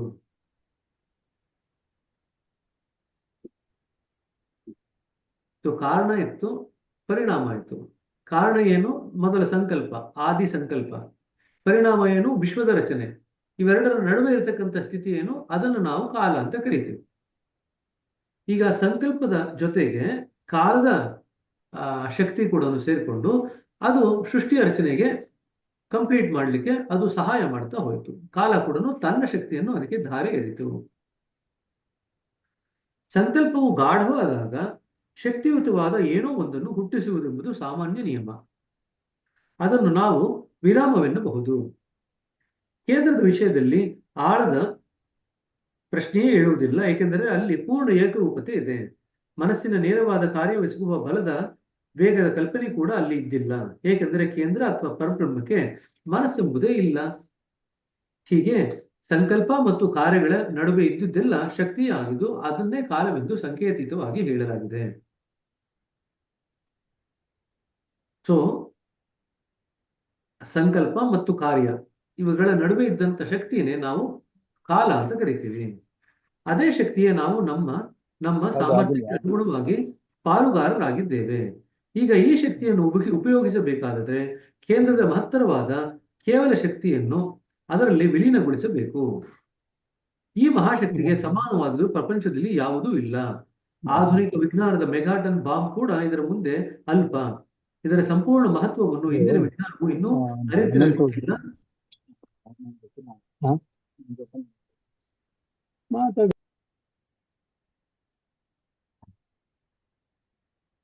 ಅರಿತಿದ್ದರೂ ಅದನ್ನು ವಿನಾಶಕಾರಿ ಪ್ರಯೋಜನಕ್ಕಾಗಿ ಬಳಸಿರಬಹುದು. ಈ ಶಕ್ತಿಯನ್ನು ಭೂಮಿಗೆ ತಂದು ಬಲವಾದ ಸಂಕಲ್ಪದ ಮೂಲಕ ಅದರ ಪ್ರಯೋಜನ ಪಡೆಯಬಹುದು. ಆರೋಹಣದ ಅತ್ಯುನ್ನತ ಘಟ್ಟದಲ್ಲಿ ಯೋಗಿಯು ತಿಳಿದಾಗಲಿ ತಿಳಿಯದೇ ಆಗಲಿ ಅದನ್ನು ಪಡೆದಿರುತ್ತಾನೆ. ನನ್ನ ದೃಷ್ಟಿಯಲ್ಲಿ ಎಲ್ಲಾ ಶಕ್ತಿಗಳಿಗೂ ನಿಜವಾಗಿ ಮೂಲವೆನಿಸಿದ ಈ ಮಹಾಶಕ್ತಿಯ ಸಂಪೂರ್ಣ ಜ್ಞಾನವಿಲ್ಲದೆ ಭೌತಶಾಸ್ತ್ರವು ಪರಿಪೂರ್ಣವಾಗಲಾರದು. ಯಾವ ಶಕ್ತಿ? ಮೂಲದಿಂದ ಬಂದಿರತಕ್ಕಂಥ ಶಕ್ತಿ, ಸಂಕಲ್ಪ ಶಕ್ತಿ, ಅದರ ಜೊತೆಗೆ ಕಾಲಶಕ್ತಿ, ಇದೆರಡನ್ನೂ ನಾವು ಸೇರಿಸಿದಾಗ ಹುಡ್ತಕ್ಕಂಥ ಮಹಾಶಕ್ತಿ ಇದೆಯಲ್ಲ, ಉಳಿದ ಎಲ್ಲ ಶಕ್ತಿಗಳಿಗೆ ಅದೇ ಮೂಲವಾಗಿರುತ್ತೆ. ಅದು ಮನುಷ್ಯ ತನ್ನ ಇಚ್ಛಾಶಕ್ತಿನ ಉಪಯೋಗಿಸ್ಕೊಂಡು ಬೇಕಾದ ಧರೆಗೆ ತಗೊಂಡ್ಬಂದು ಆ ಶಕ್ತಿಯಿಂದ ಪ್ರಯೋಜನ ಪಡ್ಕೋಬಹುದು ಅಂತ ಬಾಬೂಜಿಯವರು ಬರೀತಾ ಇದ್ದಾರೆ. ಇದೆಲ್ಲ ಆ ಹಂತದವರೆಗೆ, ಭೂಮದವರೆಗೆ ಹೋದವರಿಗೆ ಸಾಧ್ಯವಾಗುತ್ತೆ. ಭೂಮದವರೆಗೆ ಹೋಗಿ ಅದರ ಜೊತೆಗೆ ಅವಿನಾಭಾವ ಸಂಬಂಧ ಮಾಡ್ಕೊಳ್ಳಿಕ್ಕೆ ವಿಶ್ವದಲ್ಲಿ ಕೇವಲ ಒಬ್ಬರಿಗೆ ಅವಕಾಶ ಇರುತ್ತೆ, ಇಬ್ಬರಿರಲ್ಲ ಅಂತ ಬರೆದು ಬಿಟ್ಟಿದ್ದಾರೆ. ಅದನ್ನು ಯಾರೋ ಒಬ್ಬರೇ ಇರ್ತಾರೆ, ಅವ್ರಿಗಷ್ಟೇನೆ ಅದು ವಿಧಿತವಾಗಿರುತ್ತೆ. ಪರಿಶಿಷ್ಟ 2. ಅಜ್ಞಾನ ಮತ್ತು ಜ್ಞಾನ ಇವು ಒಂದೇ ವಸ್ತುವಿನ ಎರಡು ತುದಿಗಳು. ಕೆಲವೊಂದು ಘಟ್ಟದವರೆಗೆ ಅದನ್ನು ಅಜ್ಞಾನವೆನ್ನುವುದು, ಅನಂತರ ಅದು ಜ್ಞಾನವಾಗುವುದು. ಇವೆರಡು ಚುಂಬಕದ ಎರಡು ಧ್ರುವಗಳಂತೆ. ಹೀಗೆ ವಿದ್ಯೆ ಇಲ್ಲದೆ ಅವಿದ್ಯೆಯು ಅಸ್ತಿತ್ವದಲ್ಲಿಲ್ಲ, ಅವಿದ್ಯೆಯನ್ನು ಬಿಟ್ಟು ವಿದ್ಯೆ ಇರುವುದಿಲ್ಲ. ಒಂದಿದ್ದರೆ ಇನ್ನೊಂದು ಇರಲೇಬೇಕು. ಅರ್ಥಾತ್ ಅಜ್ಞಾನದ ತೆರೆಯು ಹರಿದು ಹೋದಾಗ ವಿದ್ಯೆ ಅವಿದ್ಯೆಗಳೆರಡೂ ಇಲ್ಲವಂತಾಗುವುದು. ಈ ಪ್ರಕಾರ ಅವಿದ್ಯೆಯು ವಿದ್ಯಾವಿದ್ಯೆಗಳನ್ನು ಅಡಕವಾದ ಕ್ಷೇತ್ರವನ್ನೆಲ್ಲ ವ್ಯಾಪಿಸಿದೆ. ಇವೆರಡರ ಆಚೆಗಿರುವುದೇ ತಮದ ಸ್ಥಿತಿ. ಮೊದಲು ಅವಿದ್ಯೆ, ನಂತರ ವಿದ್ಯೆ, ತದನಂತರ ತಮದ ಸ್ಥಿತಿ. ನಿಧಾರ್ಥದಲ್ಲಿ ಅದೇ ಸಾಕ್ಷಾತ್ಕಾರದ ಸ್ಥಿತಿ. ಅಲ್ಲಿ ಅವಿದ್ಯೆಯೂ ಇಲ್ಲ, ವಿದ್ಯೆಯೂ ಇಲ್ಲ. ಹಾಗಾದರೆ ಅಲ್ಲಿ ಏನಿದೆ? ಯಾವುದೂ ಇಲ್ಲ. ಪೂರ್ಣ ಅದೃಶ್ಯ ಸ್ಥಿತಿ, ಬಾಲ್ಯಾವಸ್ಥೆಯಲ್ಲಿರುವ ಅಜ್ಞಾನದ ಸ್ಥಿತಿ, ಅಂದ್ರೆ ಎಳೆ ಮಗುವಿನ ಅಜ್ಞಾನದ ಸ್ಥಿತಿ. ವಸ್ತುತಃ ಅಜ್ಞಾನವು ಜ್ಞಾನದ ಪರಮೋಚ್ಚ ದಶೆ. ನಾವು ಅಜ್ಞಾನದ ಸ್ಥಿತಿಯಿಂದ ಹೊರಟು ಸಂಪೂರ್ಣ ಅಜ್ಞಾನವನ್ನು ಮುಟ್ಟುವೆವೆಂದು ಹೇಳಬಹುದು. ಸಾಮಾನ್ಯವಾಗಿ ನಾವು ತಿಳಿದಂತೆ ಜ್ಞಾನದ ವಲಯವು ಕೇವಲ ನಡುವಿನ ಘಟ್ಟ. ನಿಜ ಹೇಳುವುದಾದರೆ ಜ್ಞಾನದ ಕ್ಷೇತ್ರವೆನಿಸಿಕೊಳ್ಳುವುದು ವಸ್ತುತಃ ಅಜ್ಞಾನದ ಕ್ಷೇತ್ರವೇ. ಅಜ್ಞಾನದ ತೆರೆಯು ಹರಿದು ಹೋದ ಮೇಲೆ ಉದಯವಾಗುವುದನ್ನು ಜ್ಞಾನವೆನ್ನಬಹುದೇ? ಖಂಡಿತವಾಗಿ ಇಲ್ಲ. ಅದು ಆ ಎರಡೂ ವಸ್ತುಗಳನ್ನು ಗಮನಿಸಿ ತಾವು ತೋರಿಕೆಯ ಅರ್ಥದಲ್ಲಿ ಹಾಗೆ ಕರೆಯಬಹುದು. ಅದು ಜ್ಞಾನದ ಅರ್ಥವನ್ನು ಒಳಗೊಳ್ಳುವುದೇ? ಇಲ್ಲ. ಜ್ಞಾನವೆಂದರೆ ತನ್ನಿಂದ ಆಚೆಗಿರುವ ಎಲ್ಲದರ ತಿಳುವಳಿಕೆಯನ್ನು ಒಳಗೊಳ್ಳುವುದು. ಸಾಕ್ಷಾತ್ಕಾರವೆಂದರೆ ಕೇವಲದಲ್ಲಿ ಲಯ ಹೊಂದುವುದು. ಇದೆರಡನ್ನು ಅಂಡರ್ಲೈನ್ ಮಾಡ್ಕೊಳ್ರಿ, ಇದು ನಿಮಗೆ ಬರ್ಬೋದು ಪ್ರಶ್ನೆ. ಜ್ಞಾನಕ್ಕೂ ಸಾಕ್ಷಾತ್ಕಾರಕ್ಕೂ ಇರತಕ್ಕಂಥ ವ್ಯತ್ಯಾಸ. ಜ್ಞಾನ ಅಂದ್ರೆ ತನ್ನಿಂದ ಆಚೆಗಿರ್ತಕ್ಕಂಥ ವಸ್ತುಗಳನ್ನ ತಿಳ್ಕೊಳ್ಳೋದು ಜ್ಞಾನ. ಸಾಕ್ಷಾತ್ಕಾರ ಅಂದ್ರೆ ಆ ವಸ್ತುಗಳಲ್ಲಿ ಲಯ ಹೊಂದುವುದು. ಈ ದಶೆಯಲ್ಲಿ ಜ್ಞಾನದ ಪ್ರಶ್ನೆಯೇ ಹುಟ್ಟುವುದಿಲ್ಲ. ಆಗ ಏನಿರುವುದು? ಜ್ಞಾನಹೀನತೆ, ತಿಳುವಳಿಕೆ ಇಲ್ಲದಿರುವುದು, ಅಥವಾ ಮತ್ತೇನಾದರೂ. ಅದನ್ನು ಶಬ್ದಗಳಲ್ಲಿ ವ್ಯಕ್ತಗೊಳಿಸುವುದು ಅಸಂಭವ ಪ್ರಾಯವಾದರೂ ಅಂಥದೇ ಏನಾದರೂ ಇಂದಿತ್ತೆಂದು ಹೇಳಬಹುದು. ಸಂಪೂರ್ಣ ಅಜ್ಞಾನವೆಂಬುದು ಅದಕ್ಕೆ ಸಮೀಪದ ಅತ್ಯಂತ ಯೋಗ್ಯ ಪದ.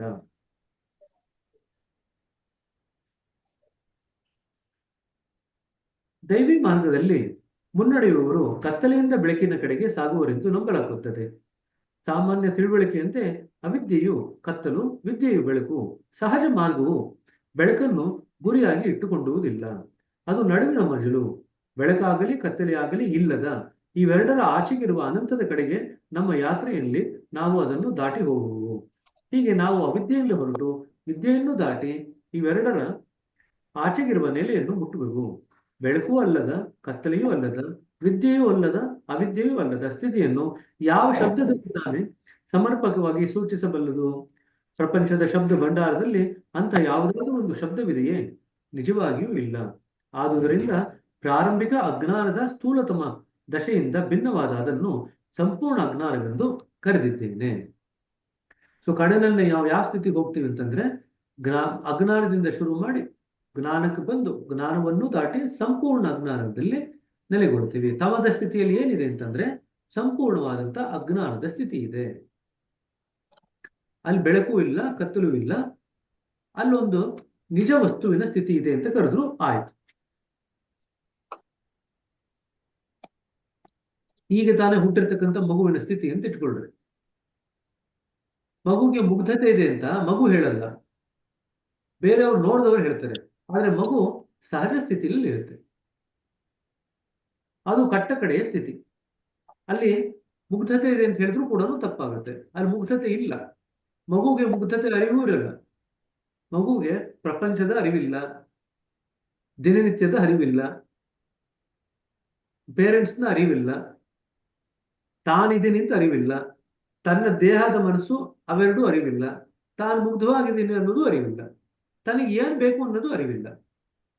ಮಗು ಏನ್ ಅರಿವಿರುತ್ತೆ? ಒಂದು ದಿವಸದ ಈಗ ತಾನೇ ಹುಟ್ಟಿರ್ತಕ್ಕಂಥ ಮಗುವಿಗೆ ಏನ್ ಅರಿವಿರುತ್ತೆ? ಹುಟ್ಟಿರುತ್ತೆ, ಏನೋ ಒಂದಿಷ್ಟು ಕೆಲಸಗಳು ತನಗೆ ತಾನಾಗ ಆಗ್ತಾ ಇರುತ್ತೆ, ಇಷ್ಟೇ ಆಗುತ್ತೆ.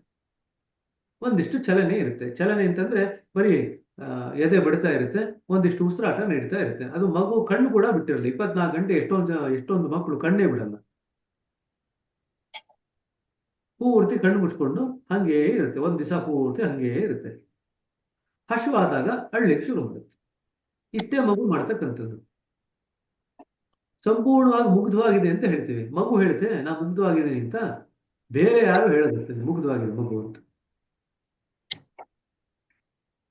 ಸೊ ಈ ರೀತಿಯಾದಂಥ ಸಂಪೂರ್ಣ ಅಜ್ಞಾನ. ಹಾಗಾದ್ರೆ ನಾವು ಆ ಸ್ಥಿತಿಗೆ ಹೋಗೋದೇ ಅನ್ನೋದಾದ್ರೆ, ಮೊದಲಿನ ಅಜ್ಞಾನದ ಸ್ಥಿತಿಗೂ ಸಂಪೂರ್ಣ ಅಜ್ಞಾನದ ಸ್ಥಿತಿಗೂ ಇರ್ತಕ್ಕಂಥ ವ್ಯತ್ಯಾಸವೇನು? ಸಂಪೂರ್ಣ ಅಜ್ಞಾನದ ಸ್ಥಿತಿಯಲ್ಲಿ ಇರ್ತಕ್ಕಂಥ ವ್ಯಕ್ತಿ ಎಲ್ಲ ಆಧ್ಯಾತ್ಮಿಕ ದಶೆಗಳನ್ನು ಅನುಭವಿಸಿಕೊಂಡು ಅದರಲ್ಲಿ ಲಯ ಹೊಂದಿ ಅವೆಲ್ಲವನ್ನೂ ಬಿಟ್ಟು ಮುಂಚಿನ ಸ್ಥಿತಿ ಏನಿದೆ ಆ ಪರಿಪೂರ್ಣವಾದಂಥ ಅಜ್ಞಾನ, ಆ ಸ್ಥಿತಿಗೆ ಹೋಗಿ ನಿಲ್ಲಿಸ್ತಾರೆ. ಹಾಗಾದ್ರೆ ಆ ಒಂದು ವ್ಯಕ್ತಿನ ಯಾರಾದ್ರೂ ಬಂದು ಒಂಚೂರು ಪ್ರಶ್ನೆ ಕೇಳಿತು ಅಂತಂದ್ರೆ, ಅವ್ರಿಗೆ ಅನುಭವದ ಜ್ಞಾನದಿಂದ ಇರತಕ್ಕಂಥ ಭಂಡಾರವನ್ನೇ ಅವ್ರು ಬಿಚ್ಚಿಡ್ಬೋದು. ಇದು ಪರಿಪೂರ್ಣ ಅಜ್ಞಾನದಲ್ಲಿ ನೆಲೆಯಾಗಿರ್ತಕ್ಕಂಥ ವ್ಯಕ್ತಿಯ ದಶೆ. ಅದೇ ಮೊದಲನೇ ಅಜ್ಞಾನದ ಸ್ಥಿತಿ ಇದೆಯಲ್ಲ, ಪ್ರಾಥಮಿಕ ಅಜ್ಞಾನ, ಆ ಸ್ಥಿತಿಯಲ್ಲಿ ನೆಲೆಯಾದವರಿಗೆ ನೀವು ಎಷ್ಟೇ ಪ್ರಶ್ನೆಗಳಿಗೆ ಕೇಳಿದ್ರು ಕೂಡ ಒಂದು ರೀತಿಯಾದಂಥ ಜ್ಞಾನದ ಯಾವುದೇ ಒಂದು ಭಾಷೆ ಆಗಲಿ ಅಥವಾ ಪದ ಆಗಲಿ ಅವರ ಮನಸ್ಸಿನಿಂದ ಮೂಡ್ಲಿಕ್ಕೆ ಸಾಧ್ಯವೇ ಇಲ್ಲ. ಯಾಕೆಂದ್ರೆ ಅದು ಯಾವುದೂ ಅವರು ಅನುಭವಿಸಿಲ್ಲ. ಸೊ ಇದು ವ್ಯತ್ಯಾಸ. ಇಬ್ರು ಒಂದೇ ತರ ಕಾಣ್ತಾರೆ, ಇಬ್ರು ಅಜ್ಞಾನ ಸ್ಥಿತಿಯಲ್ಲಿ ಇದ್ದಾರೆ. ಇದು ಪರಿಪೂರ್ಣ ಅಜ್ಞಾನ. ಪರಿಪೂರ್ಣ ಅಜ್ಞಾನ ಯಾವ ಬರುತ್ತೆ ಅಂತಂದ್ರೆ, ನಾವೆಲ್ಲ ಆಧ್ಯಾತ್ಮಿಕ ಹಂತಗಳನ್ನು ದಾಟಿ ಹೋಗಿ ಭೂಮದ ಜೊತೆಗೆ ಲಯ ಹೊಂದಿದಾಗ, ತಮದ ಸ್ಥಿತಿಯಲ್ಲಿ ನಾವು ನೆಲೆ ನಿಂತಾಗ ಪರಿಪೂರ್ಣ ಅಜ್ಞಾನ ಅಂತ ಬರುತ್ತೆ. ಹಾಗಾದ್ರೆ ಆ ಪರಿಪೂರ್ಣ ಅಜ್ಞಾನಕ್ಕೆ ಬಂದಂತ ವ್ಯಕ್ತಿಗೆ ನಾವೇನಾದ್ರು ಪ್ರಶ್ನೆ ಕೇಳಿದ್ರೆ, ಇದು ನಾವು ಮುಂಚೆ ಓದಿದ್ವಿ ನೆನ್ನೆ, ಜ್ಞಾಪಕ ಇದೆಯಾ? ತಮದೇ ಸ್ಥಿತಿಯಲ್ಲಿ ಇರ್ತಕ್ಕಂಥ ವ್ಯಕ್ತಿಗೆ ಒಂದ್ ಸ್ವಲ್ಪ ಸತ್ ಅನ್ನೋದನ್ನ ಆಡ್ ಮಾಡಿದಾಗ, ಸೇರಿಸಿದಾಗ ಆ ವ್ಯಕ್ತಿಗೆ ಅರಿವಾಗುತ್ತೆ. ಅರಿವಿನಿಂದ ಅವ್ರ ಜ್ಞಾನದ ಅರಿವು ಆಗುತ್ತೆ. ಜ್ಞಾನದಲ್ಲಿ ನೀವು ಏನ್ ಪ್ರಶ್ನೆ ಕೇಳಿದ್ರೆ ಅದಕ್ಕೆಲ್ಲ ಉತ್ತರ ಕೊಡ್ತಾರೆ. ಇಲ್ದೇನೆ ಅವರು ತಮ್ಮ ಸ್ವಸ್ಥಾನವಾದಂತ ತಮದ ಸ್ಥಿತಿಯಲ್ಲಿ ಯಾವಾಗಲೂ ನೆಲೆಸಿರ್ತಾರೆ.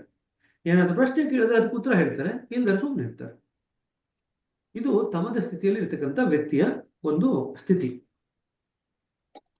ಸರಿ, ಹಾಗಾದ್ರೆ ಮುಂದುವರಿಯೋಣ. ಹಾಗಾದ್ರೆ ಈಗ ಮುಂದಿನ ಪುಸ್ತಕ ಸಹಜ ಮಾರ್ಗದರ್ಶನ. ಇದರಲ್ಲೂ ಸಾಕಷ್ಟು ನಿಮಗೆ ಪ್ರಶ್ನೆಗಳು ಬರುತ್ತೆ.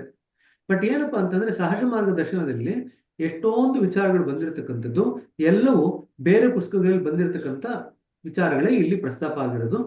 ಕೆಲವು ಭಾಗಗಳಷ್ಟೇ ಇದರಲ್ಲಿ ಹೊಸದಾಗಿರ್ತಕ್ಕಂಥದ್ದು. ಸೊ ಹಾಗಾಗಿ ಸ್ವಲ್ಪ ವೇಗವಾಗಿ ಓದಿದ್ರು ಕೂಡ ತೊಂದರೆ ಏನಿಲ್ಲ. ಯಾಕೆಂತಂದ್ರೆ ಎಷ್ಟೊಂದು ವಿಚಾರಗಳು ಮುಂಚೆ ಬಂದಿರದೆ ಇಲ್ಲಿ ರಿಪೀಟ್ ಆಗುತ್ತೆ. ದರ್ಶನದ ಭಾವರೂಪ.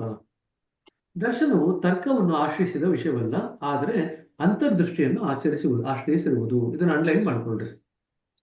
ದರ್ಶನಕ್ಕೆ ಆಧಾರ ಅಂತರ್ದೃಷ್ಟಿ, ತರ್ಕ ಅಲ್ಲ.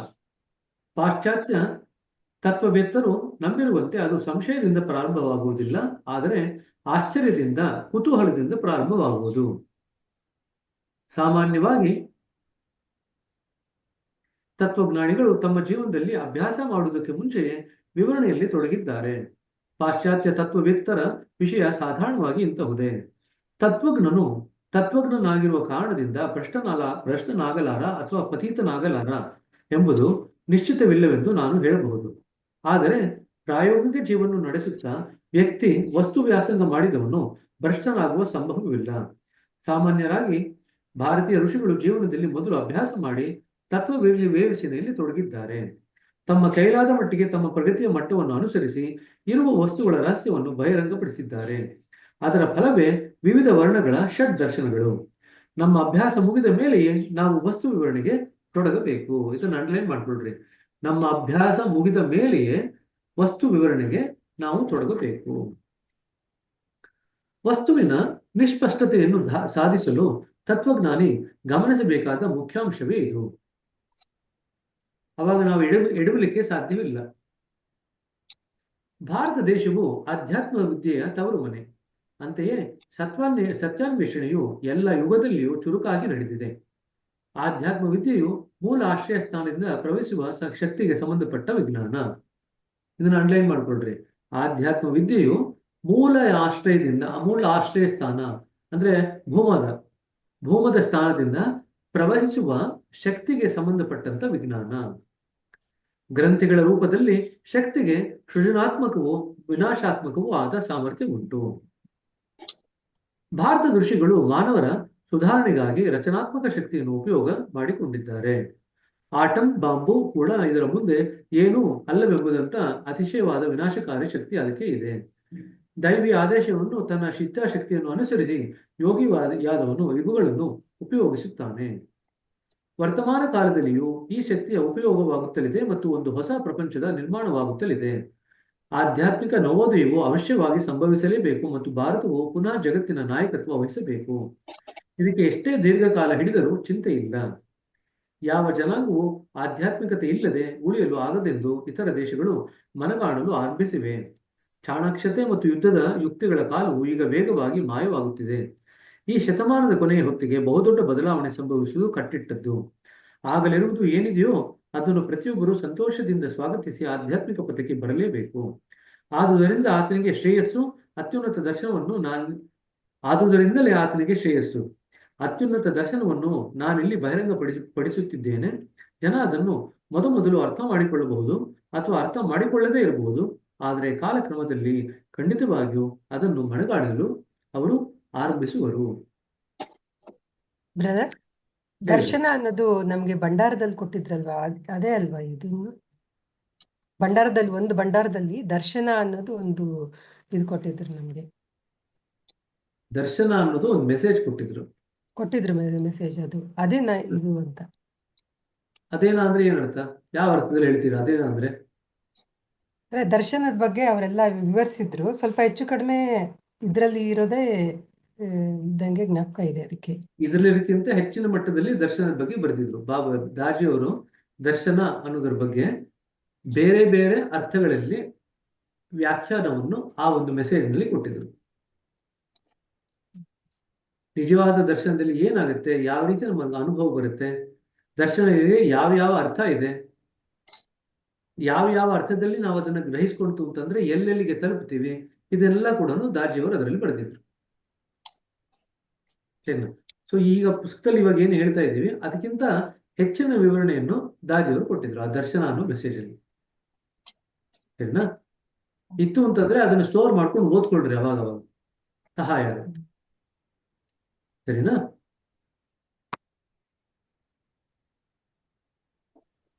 ಸಹಜ ಮಾರ್ಗದ ಚರಿತ್ರೆ. ಮಹಾತ್ಮರು ಆಕಸ್ಮಿಕವಾಗಿ ಹುಟ್ಟುವುದಿಲ್ಲ. ಪ್ರಪಂಚವು ಅವರಿಗಾಗಿ ಕುತೂಹಲದಿಂದ ನಿರೀಕ್ಷಣೆ ಮಾಡಿಕೊಂಡಿರುವಾಗ ಅವರು ಹುಟ್ಟುತ್ತಾರೆ. ಇದು ಪ್ರಕೃತಿಯ ನಿಯಮ. ಆಧ್ಯಾತ್ಮ ವಿದ್ಯೆಯ ತವರು ಮನೆಯಾದ ಭಾರತವು ಪುರಾತನ ಯೋಗ ಪದ್ಧತಿಯನ್ನು ಸಂಪೂರ್ಣವಾಗಿ ಮರೆತು ಅಜ್ಞಾನದಲ್ಲಿ ತೊಳಲುತ್ತಿದ್ದಿತು. ಸ್ಥೂಲ ಭೌತಿಕವಾದವು ಸೂಕ್ಷ್ಮ ಆಧ್ಯಾತ್ಮದ ಸ್ಥಾನವನ್ನು ಆಕ್ರಮಿಸಿತ್ತು. ಅಜ್ಞಾನದ ಕಾರ್ಮೋಡ್ಗಳು ಎಲ್ಲೆಲ್ಲೂ ಅವತರಿಸಿದ್ದವು. ಯೌಗಿಕ ಪ್ರಾಣಮೂರ್ತಿ ಹಿಂದೂಗಳಿಗೆ ಸಂಪೂರ್ಣ ಪರಿಚಯವಾಗಿತ್ತು. ಇಂತಹ ಸಂದರ್ಭದಲ್ಲಿ ಆಧ್ಯಾತ್ಮ ವಿದ್ಯೆ ತತ್ತರಿಸುತ್ತಿರುವಾಗ ಎಲ್ಲವನ್ನೂ ಸರಿಪಡಿಸಿ ಮಾನವತೆಯನ್ನು ಉದ್ಧಾರ ಮಾಡುವ ಸಲುವಾಗಿ ಮಹಾತ್ಮರೊಬ್ಬರು ಅವಶ್ಯಕವಾಗಿ ಬೇಕಾಗಿದ್ದರು.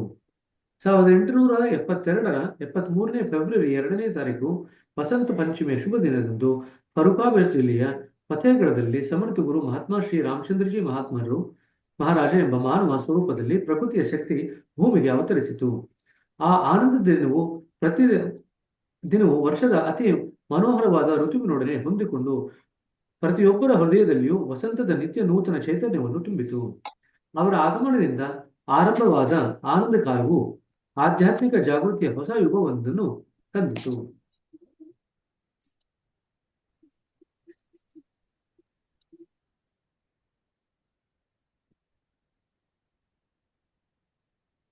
ಇದು ಮಾನವ ಜೀವನದ ಸಮಸ್ಯೆಗೆ ಒಂದು ಪ್ರಯೋಗಾತ್ಮಕ ಪರಿಹಾರದ ಆಶ್ವಾಸನೆ ಕೊಡುತ್ತದೆ. ಆಧ್ಯಾತ್ಮಿಕ ಕ್ಷೇತ್ರದಲ್ಲಿ ಅವರು ಉಂಟು ಮಾಡಿದ ಘನ ನವೋದಯವನ್ನು ನೆನೆಸಿಕೊಂಡರೆ ನಮಗೆ ಗೌರವ ಆನಂದದಿಂದ ಕೂಡಿದ ಆಶ್ಚರ್ಯ ಆಘಾತ ಉಂಟಾಗುತ್ತದೆ. ಅತಿ ದೊಡ್ಡ ಋಷಿಗಳಿಗೂ ದಿಗ್ಭ್ರಮೆಗೊಳಿಸುವ ಅಸ್ತಿತ್ವದ ಸಮಸ್ಯೆಯ ಸುಲಭ ಪರಿಹಾರವನ್ನು ಅವರು ನೀಡುತ್ತಾರೆ. ಅಂದ್ರೆ ಲಾಲಾಜಿಯವರು ಏನ್ ಮಾಡಿದ್ರು ಅಂತ ಬಾಬೂಜಿಯವರು ಬರೀತಾ ಇದ್ದಾರೆ. ಈ ದೈವಿ ವ್ಯಕ್ತಿ ಕಾಯಸ್ಥರ ಒಂದು ಗೌರವಾರ್ಹ ಕುಟುಂಬದಲ್ಲಿ ಹುಟ್ಟಿದರು.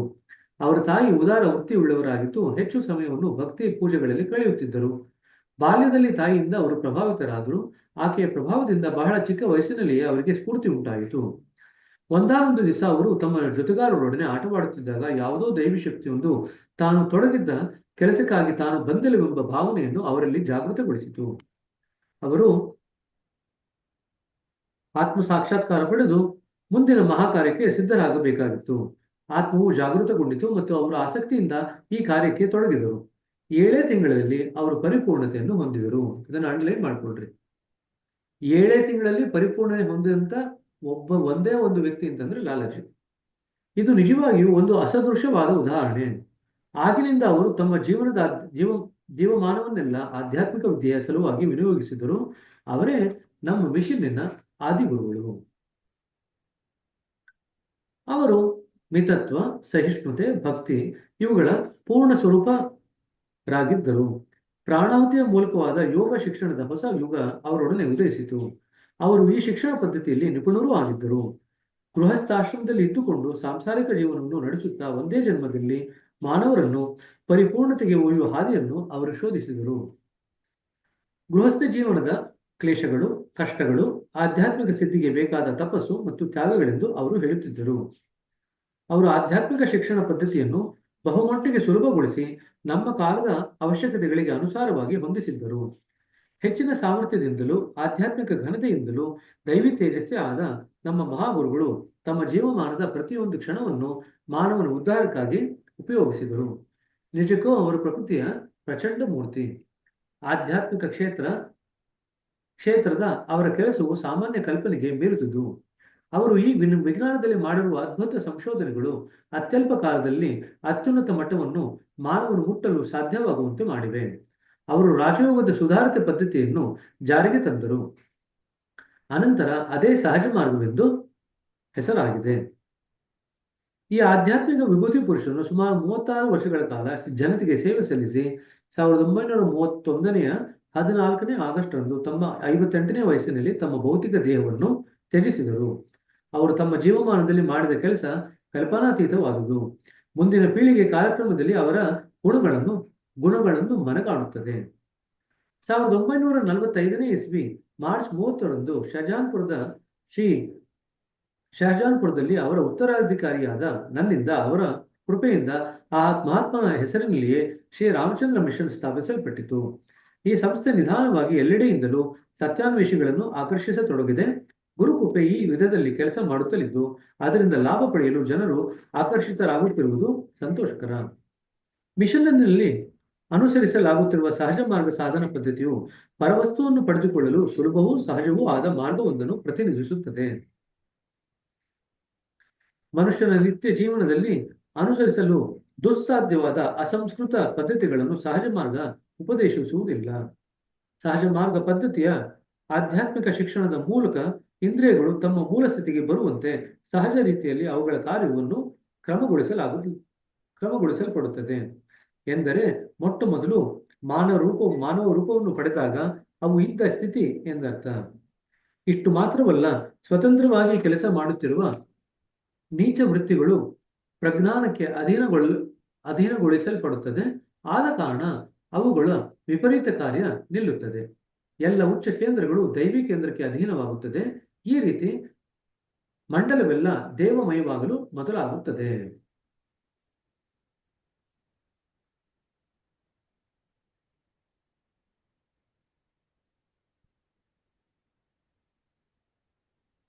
ಇಂದ್ರಿಯಗಳೆಲ್ಲ ಮನಸ್ಸಿಗೆ ಅಧೀನಕ್ಕೆ ಒಳಪಡುತ್ತೆ. ಮನಸ್ಸು ಪ್ರಜ್ಞಾನದ ಅಧೀನಕ್ಕೆ ಒಳಪಡುತ್ತೆ. ಪ್ರಜ್ಞಾನ ಉಚ್ಚ ಕೇಂದ್ರಗಳಲ್ಲಿ ಅಧೀನಕ್ಕೆ ಒಳಗಾಗುತ್ತೆ. ಕಡೆಗೆ ಅದು ದೈವಿ ಕೇಂದ್ರದಲ್ಲಿ ಲಯಗೊಳ್ಳುತ್ತೆ. ಹಾಗಾಗಿ ನಮ್ಮ ಸಂಪೂರ್ಣ ಅಸ್ತಿತ್ವ ದೈವಿಮಯವು ಆಗ್ಬಿಡುತ್ತೆ. ಇದು ನಮ್ಮ ಸಹಜ ಮಾರ್ಗ ಪದ್ಧತಿಯಲ್ಲಿ ಆಗ್ತಕ್ಕಂಥ ಕೆಲಸಗಳು.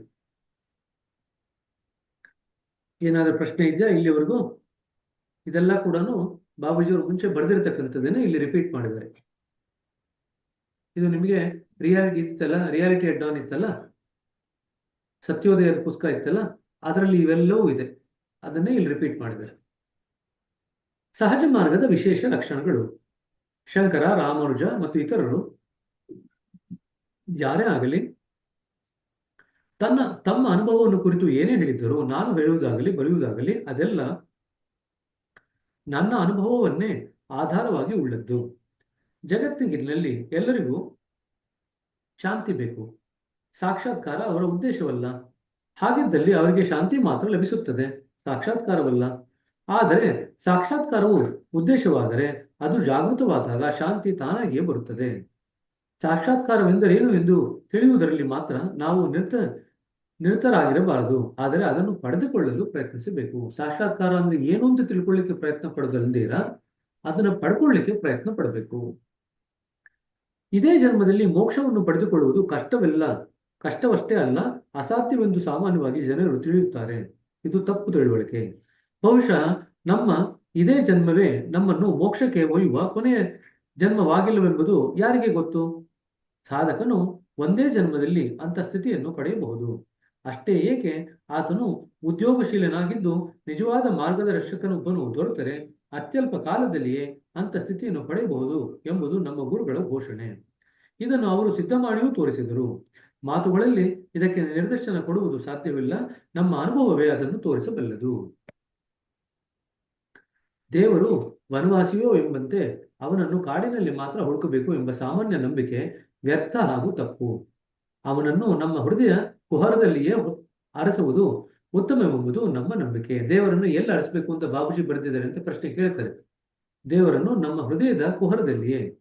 ಕುಹರ ಅಂದ್ರೆ ಕೇವ್ ಆಫ್ ದ ಹಾರ್ಟ್. ಆದರೆ ಈ ಉದ್ದೇಶ ಸಾಧನೆಗೆ ದೀಕ್ಷಾ ಧೃತಿ ಅಗತ್ಯ.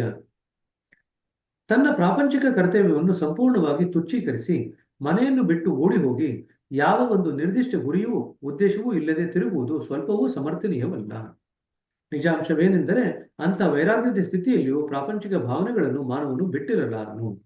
ಜೀವನದ ಹೊಣೆಗಾರಿಕೆ ಮತ್ತು ಕರ್ತವ್ಯಗಳಿಗೆ ಸಲ್ಲಿಸಬೇಕಾದ ಗೌರವ ಸಲ್ಲಿಕೆ ಸಾಮಾನ್ಯ ಮನುಷ್ಯನ ಜೀವನ ಕ್ರಮದೊಳಗೆ ಒಂದಾಗಿ ಮುಂದೆ ಬರುವುದೇ ಈ ಸಾಧನಾ ಪದ್ಧತಿಯ ಅತಿ ಮುಖ್ಯ ಲಕ್ಷಣ. ಸಹಜ ಮಾರ್ಗದಲ್ಲಿ ನಾವೇನ್ ಮಾಡ್ತೀವಿ? ಜೀವನದ ಹೊಣೆಗಾರಿಕೆ ಮತ್ತು ಕರ್ತವ್ಯಗಳಿಗೆ ಸಲ್ಲಿಸಬೇಕಾದ ಗೌರವ ಸಲ್ಲಿಸಿ ಸಾಮಾನ್ಯ ಮನುಷ್ಯನ ಜೀವನ ಕ್ರಮದೊಡನೆ ಒಂದಾಗಿ ಮುಂದುವರಿಯುವುದೇ ಈ ಸಾಧನಾ ಪದ್ಧತಿಯ ಅತಿ ಮುಖ್ಯ ಲಕ್ಷಣ. ಇದರಿಂದ ಜೀವನದ ಎರಡೂ ಮುಖಗಳು, ಇಹ ಮತ್ತು ಪರ, ಸಮಾನ ಪ್ರಭೆಯಿಂದ ವೃದ್ಧಿಗೊಳ್ಳಬಹುದು. ಈ ಅಭಿಪ್ರಾಯಗಳನ್ನು ಕೇವಲ ಉಪದೇಶ ಮಾಡುವುದಾಗಲಿ ಪ್ರಚಾರ ಮಾಡುವುದಾಗಲಿ ನಮ್ಮ ಅರ್ಥವಲ್ಲ, ಆದರೆ ಅವುಗಳನ್ನು ನಮ್ಮ ನಿತ್ಯ ಜೀವನದಲ್ಲಿ ಅಭ್ಯಾಸ ಮಾಡಿ ಪ್ರಯೋಗಕ್ಕೆ ತರಬೇಕು. ದೈವಿ ಪ್ರಜ್ಞೆಯ ಬಗ್ಗೆ ನಿದ್ರಿಸುತ್ತಿರುವ ಜನತೆಯನ್ನು ಎಬ್ಬಿಸಿ ಪ್ರಗತಿಯ ಪಥದಲ್ಲಿ ಸರಿಯಾಗಿ ನಡೆಸುವುದು, ಹೊಸದಾಗಿ ಪರಿಚಯ ಮಾಡಿಸಿರುವ ಸಹಜ ಮಾರ್ಗ ಪದ್ಧತಿಯ ಮೂಲಕ ಗುರು ಮಹಾರಾಜರು ನಮ್ಮ ಮುಂದಿಟ್ಟಿರುವ ಆದರ್ಶ ಧ್ಯೇಯವನ್ನು ಪ್ರಸಾರ ಮಾಡುವುದು ಮಿಷನ್ನಿನ ಉದ್ದೇಶ. ಈ ಉದ್ದೇಶ ಸಾಧನೆಗೆ ಆಧುನಿಕ ಜೀವನದ ವಾತಾವರಣಕ್ಕೆ ಎಳ್ಳಷ್ಟು ಯೋಗ್ಯವಾಗದಂತಹ ಬಲಾತ್ಕಾರದ ಕ್ಲೇಶ ತಪಸ್ಸುಗಳನ್ನು ಒಳಗೊಂಡ ಹಳೆಯ ಅಂಧ ಪದ್ಧತಿಗಳನ್ನು ಬದಿಗಿಟ್ಟು ಅವುಗಳ ಸ್ಥಾನದಲ್ಲಿ ಸರಳರೂ ಸ್ವಾಭಾವಿಕವೂ ಆದ ಉಪಾಯಗಳನ್ನು ಅವಶ್ಯಕವಾಗಿ ತರಬೇಕು. ಸಂಪೂರ್ಣ ಸ್ವಾತಂತ್ರ್ಯ ಮತ್ತು ಮೋಕ್ಷ ಲಾಭದ ಸಂಬಂಧದಲ್ಲಿ ಪ್ರಾಚೀನ ನವೀನ ಋಷಿಗಳೆಲ್ಲರೂ ಒಪ್ಪತಕ್ಕಂಥ ಮಾತೆಂದರೆ ಮಾನವನು ತಲುಪುವ ಅಂತ್ಯ ಮೇರೆವರೆಗೂ ಜಯವನ್ನು ಖಂಡಿತ ದೊರಕಿಸಿಕೊಡುವ ದಾರಿ ರಾಜಯೋಗ ಮಾತ್ರವೆಂಬುದು. ಪೂರ್ಣ ಸ್ವಾತಂತ್ರ್ಯವೆಂದರೆ ಸಾಕ್ಷಾತ್ಕಾರವನ್ನೇ ಗಮ್ಯವಾಗಿ ಉಳ್ಳ ಪ್ರತಿಯೊಬ್ಬನು ಒಂದಿಲ್ಲೊಂದು ದಿನ ಈ ದಾರಿಗೆ ಬರಲೇಬೇಕು. ಸಹಜ ಮಾರ್ಗವು ಬಹುಮಟ್ಟಿಗೆ ರಾಜಯೋಗದ ರೀತಿಯಲ್ಲೇ ನಡೆಯುತ್ತದೆ. ಆದರೆ ಆ ರಾಜಯೋಗ ಪದ್ಧತಿಯ ಅತಿರೇಕಗಳನ್ನು ತೆಗೆದುಹಾಕಿ ಕೆಲವು ಬದಲಾವಣೆಗಳನ್ನು ತಿದ್ದುಪಡಿಗಳನ್ನು ಮಾಡಲಾಗಿದೆ. ಹಾಗಾದ್ರೆ ಏನಾಗಿದೆ ಇಲ್ಲಿ? ಸಹಜ ಮಾರ್ಗ ಪದ್ಧತಿಯಲ್ಲಿ ಗುರುಗಳ ಸಹಾಯ ಒಂದು ವಿಶೇಷ ಲಕ್ಷಣವಾದ್ದರಿಂದ ಪ್ರಾಣಾಹುತಿಯ ಮೂಲಕ ಯೋಗ ಶಕ್ತಿಯನ್ನು ಹರಿಸಿ ತನ್ನನ್ನು ಮುಂದೆ ಒಯ್ಯುವ ಸಮರ್ಥ ಗುರುವನ್ನು ಅಭ್ಯಾಸಿಯು ಆರಿಸಬೇಕಾದದ್ದು ಅಗತ್ಯವಾಗುತ್ತದೆ. ಗುರುಗಳು ತಮ್ಮ ಅಂತಃಶಕ್ತಿಯನ್ನು ಪ್ರಯೋಗಿಸಿ ಅಭ್ಯಾಸಗಳಲ್ಲಿ ಸೂಕ್ತವಾಗಿರುವ ಶಕ್ತಿಗಳನ್ನು ಜಾಗೃತಗೊಳಿಸಿ ವೇಗಗೊಳಿಸಿ ಪ್ರಾಣಾಹುತಿಯ ಮೂಲಕ ದೈವಿ ಶಕ್ತಿಯ ಪ್ರವಾಹವನ್ನು ಅಭ್ಯಾಸಿಯ ಹೃದಯದ ಕಡೆಗೆ ಹರಿಸುತ್ತಾರೆ. ಇದರ ಫಲವಾಗಿ ಅಭ್ಯಾಸಿಗೆ ಹೆಚ್ಚು ಹೆಚ್ಚು ಆನಂದ ಅನುಭವಗಳು ಉಂಟಾಗಿ ಆಧ್ಯಾತ್ಮಿಕ ಪ್ರಗತಿಯು ಉಂಟಾಗಲು ಆರಂಭವಾಗುತ್ತದೆ. ಅಭ್ಯಾಸಿಯು ಅದನ್ನು ಸ್ವೀಕರಿಸಲು ಮಾತ್ರ ಸಿದ್ಧನಾಗಿರಬೇಕು. ಎಂದರೆ ಅದನ್ನು ಸ್ವೀಕರಿಸಲು ಸಮರ್ಥನೂ ಅರ್ಹನೂ ಆಗಿರಬೇಕು. ಈ ರೀತಿಯಲ್ಲಿ ಮುಂಚೆ ಯಾವುದಕ್ಕೆ ಸತತ ಶ್ರಮವೂ ಕಷ್ಟಗಳು ಬೇಕಾಗಿದ್ದವು ಅದನ್ನು ಬಹಳ ಸುಲಭವಾಗಿಯೂ ಶ್ರಮರಹಿತ ಪ್ರಾಯವಾಗಿಯೂ ಅತಿ ಸ್ವಲ್ಪ ಕಾಲದಲ್ಲಿ ಸಂಪಾದಿಸಬಹುದು. ಆದರೆ ಅದೆಲ್ಲ ಪ್ರಯೋಗಾತ್ಮಕವಾದುದು, ಮಾತಿನಲ್ಲಿ ವಿವರಿಸಲಾಗುವುದಿಲ್ಲ. ಪ್ರಾಯೋಗಿಕ ಅನುಭವವು ಮಾತ್ರ ಅದರ ಗುಣಗಳನ್ನು ಹೊರಗಿಡಬಲ್ಲದು. ಅನೇಕರು ಶಾಂತಿಯ ಸ್ಥಿತಿಯ ರುಚಿಯನ್ನು ಅನುಭವಿಸಿರಬೇಕು. ವಾಸ್ತವವಾಗಿ ಸತ್ಯವಾದ ಶಾಂತಿಯ ನಿಜ ಸ್ಥಿತಿ ಗ್ರಹಣ ಶಕ್ತಿಗೆ ಮೀರಿದುದು. ಅಲ್ಲಿ ಯಾವ ವಿರೋಧಕ್ಕೂ ಎಡೆಯುವುದಿಲ್ಲ. ಅದು ಶಾಂತಿಯೂ ಅಲ್ಲ, ತಳಮಳವೂ ಅಲ್ಲ, ಸಂಯೋಗವೂ ಅಲ್ಲ, ವಿಯೋಗವೂ ಅಲ್ಲ, ಆನಂದವೂ ಅಲ್ಲ, ಅದರ ವಿರುದ್ಧವೂ ಅಲ್ಲ. ನಾವು ಯಾವುದಕ್ಕಾಗಿ ನೋವನ್ನು ಬೆಳೆಸಿಕೊಂಡಿರುವೆಯೋ ಅದೇ ಅದು. ನಿಮಗೆಲ್ಲರಿಗೂ ಆ ನೋವಿನ ರುಚಿ ಉಂಟಾಗಲಿ. ಅದನ್ನು ಬೆಳೆಸಿಕೊಳ್ಳುವುದು ಕಷ್ಟವಲ್ಲ. ಈ ಉದ್ದೇಶ ಸಾಧನೆಗೆ ಬೇಕಾದುದೆಂದರೆ ದೃಢವಾದ ಸಂಕಲ್ಪ ಮತ್ತು ಅದನ್ನು ಕುರಿತು ಅವಿಭಕ್ತ ಗಮನ ಮಾತ್ರ. ಆಗ ನೀವು ಅರಸುತ್ತಿರುವ ವಸ್ತು ನಿಮಗೆ ಅತಿ ಸಮೀಪವರ್ತಿಯಾಗುವುದು ಅಲ್ಲ, ನಿಮ್ಮೊಡನೆಯೇ ಇರುವುದನ್ನು ಯಾವುದನ್ನು ಅರಸುತ್ತಿರುವಿರೋ ಅದೇ ನೀವಾಗಬಹುದು. ಅದಕ್ಕಾಗಿ ದಾರಿಯಲ್ಲಿರುವ ಕಳೆಗಳನ್ನು ಮೆಳೆಗಳನ್ನು ಸುಟ್ಟು ಹಾಕುವ ಒಂದು ಜ್ವಾಲೆ ಮಾತ್ರ ನಿಮ್ಮ ಹೃದಯದಲ್ಲಿರಬೇಕು. ಯಾವ ರೀತಿಯಲ್ಲೇ ಆಗಲಿ ಸಾಂಪ್ರದಾಯಿಕ ಗುರು ಭಾವನೆಯನ್ನು ಸಮರ್ಥಿಸುವುದು ನನ್ನ ಉದ್ದೇಶವಲ್ಲ. ನಮ್ಮ ಸಂಸ್ಥೆಯಲ್ಲಿ ತ್ಯಾಗ ಮತ್ತು ಸೇವೆ ಮನೋಭಾವದಿಂದ ಪರಸ್ಪರ ಅಗತ್ಯವಾದ ಬೇಕಾದ ಸಹಾಯವನ್ನು ಮಾಡುತ್ತಾ ಸಾಮಾನ್ಯ ಭ್ರಾತೃಭಾವವನ್ನು ಇಟ್ಟುಕೊಳ್ಳುತ್ತೇವೆ.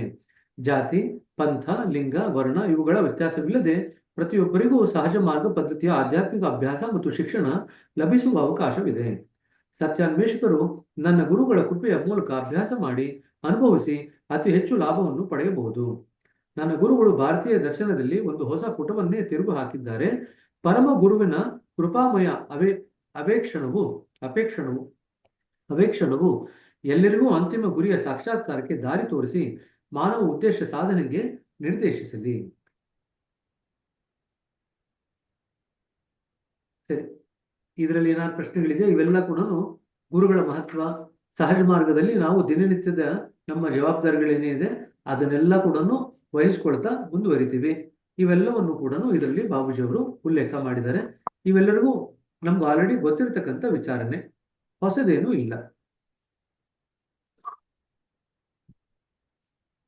ಇದರಲ್ಲಿ ಏನಾದ್ರು ಪ್ರಶ್ನೆ ಇದೆಯಾ? ಇವೆಲ್ಲವೂ ಕೂಡ ಮುಂಚೆ ಬಂದಿರತಕ್ಕಂಥದ್ದೇ.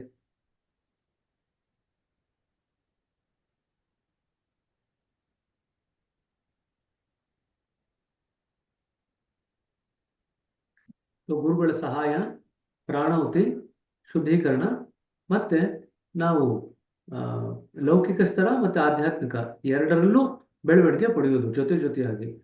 ಇವೆಲ್ಲವೂ ನಮ್ಮ ಈ ಪದ್ಧತಿಯ ಲಕ್ಷಣ.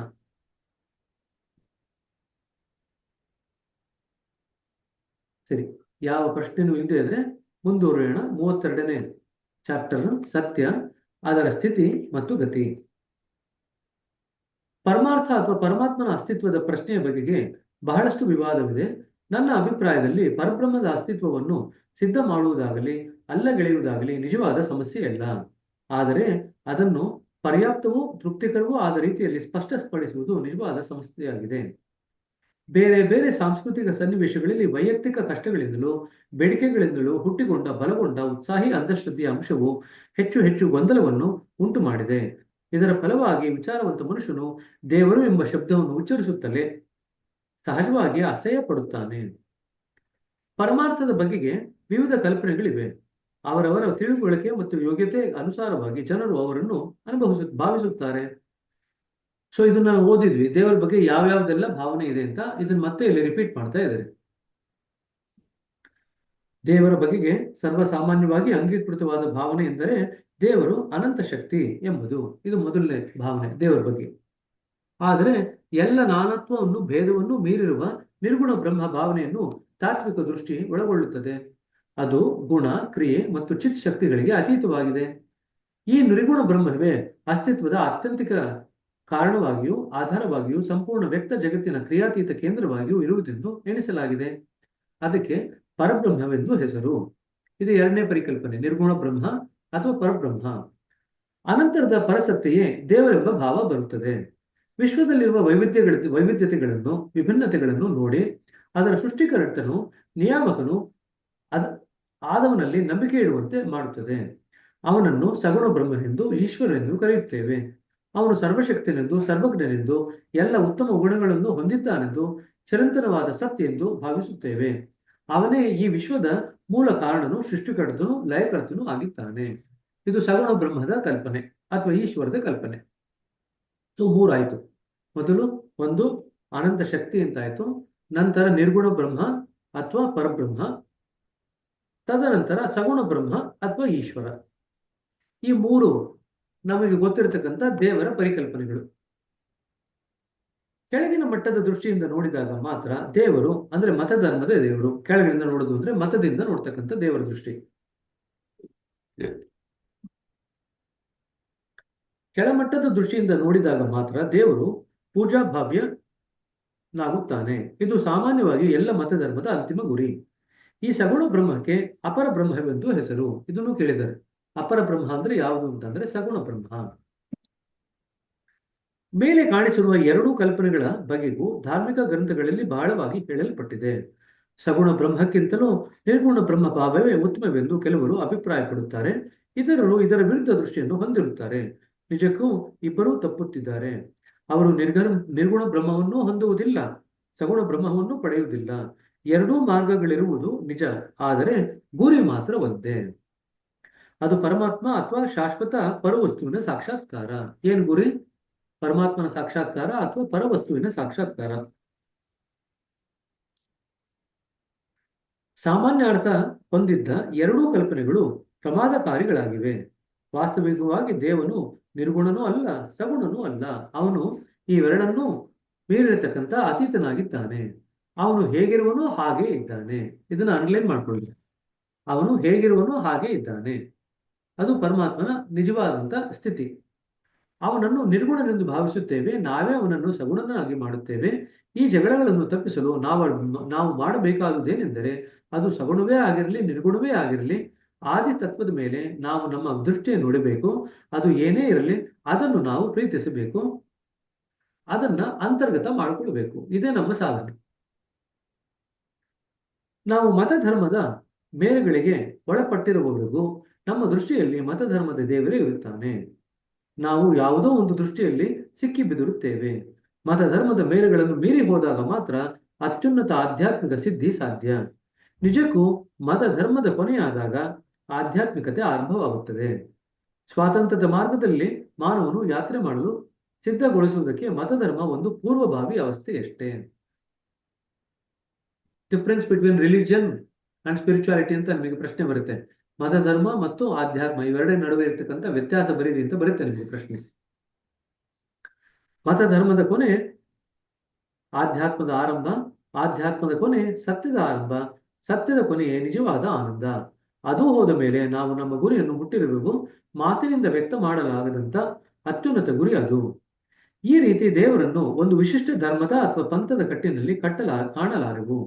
ಅವನು ಕೆಲವು ಆಕಾರಗಳಿಗೆ ಅಥವಾ ಅನುಷ್ಠಾನಗಳಿಗೆ ಒಳಪಟ್ಟಿಲ್ಲ, ಅಥವಾ ಧರ್ಮ ಗ್ರಂಥಗಳಲ್ಲಿ ಅವನನ್ನು ಗುರುತಿಸಲು ಆಗುವುದಿಲ್ಲ. ಆತನನ್ನು ನಮ್ಮ ಹೃದಯದ ಅಂತರಾಳದಲ್ಲಿ ಹುಡುಕಬೇಕು. ನಿಜವಾಗಿ ದೇವರು ಬಹಳ ಸುಲಭನೂ ಸ್ಪಷ್ಟನೂ ಆಗಿದ್ದಾನೆ. ಅವನು ಸ್ಥೂಲ ರೂಪದಲ್ಲಿ ಇಲ್ಲ, ಅವನಲ್ಲಿ ಯಾವ ವಿಧವಾದ ಸ್ಥೂಲತೆಯೂ ಇಲ್ಲ. ದೇವರು ಸರಳನೂ ಅತಿ ಸೂಕ್ಷ್ಮನೂ ಆಗಿದ್ದಾನೆ. ನಿಜಕ್ಕೂ ಪರವಸ್ತುವಿಗೆ ಅದರ ಸರಳತೆ ಮತ್ತು ಶುದ್ಧತೆಯ ಒಂದು ತೆರೆಯಾಗಿದೆ. ಇದನ್ನು ಕೇಳ್ತಾರೆ, ಪರವಸ್ತುವಿಗೆ ಡ್ಯಾಶ್ ಅಂಡ್ ಡ್ಯಾಶ್ ತೆರೆಯಾಗಿದೆ, ಅದರ ಸರಳತೆ ಮತ್ತು ಶುದ್ಧತೆಯ ಒಂದು ತೆರೆಯಾಗಿದೆ. ಪರಮಾರ್ಥ ಅಥವಾ ದೇವರ ಭಾವನೆಯನ್ನು ಅರ್ಥ ಮಾಡಿಕೊಳ್ಳಲು ದೇವರಿಲ್ಲವೆಂಬ ನಾಸ್ತಿಕನ ನಿಲುವಿನಿಂದಲೇ ಪ್ರಾರಂಭಿಸೋಣ. ಅಂದರೆ ಗಣಿತಶಾಸ್ತ್ರದ ಪರಿಭಾಷೆಯಲ್ಲಿ ಅದಕ್ಕೆ ನಿರ್ದಿಷ್ಟ ಅಥವಾ ಋಣಾತ್ಮಕ ಮೌಲ್ಯವನ್ನು ಕೊಡಲಾಗುವುದಿಲ್ಲ. ನಿರ್ದಿಷ್ಟ ಅಥವಾ ನಿಶ್ಚಿತ ಮೌಲ್ಯವಿಲ್ಲದಿರುವುದಕ್ಕೆ ಗಣಿತಶಾಸ್ತ್ರದ ಗುರುತು 0 ಅಥವಾ 0. ಈಗ ನಾಸ್ತಿಕನಿಗೆ ಯಾವುದು ಅಸ್ತಿತ್ವದಲ್ಲಿದೆ ಎಂಬ ಪ್ರಶ್ನೆ ಎದುರಾಗಲಿ. ನಿಷ್ಠಾವಂತನಾದ ನಾಸ್ತಿಕನು ಬೇರೆ ಯಾವುದೇ ವಸ್ತುವಿನ ಅಸ್ತಿತ್ವವನ್ನು ಅಲ್ಲಗೆಳೆದರೂ ಶಂಕಿಸಿದರೂ ತನ್ನನ್ನು ತಾನು ಶಂಕಿಸಲಾರ, ತನ್ನನ್ನು ತಾನು ಇಲ್ಲವೆನ್ನಲಾರ. ಗಣಿತಶಾಸ್ತ್ರದ ಪರಿಭಾಷೆಯಲ್ಲಿ ಮಾತನಾಡುವುದೆಂದರೆ ಅದನ್ನು ಅನುಕೂಲಕ್ಕಾಗಿ 1 ಎಂದು ಹೇಳಬಹುದು.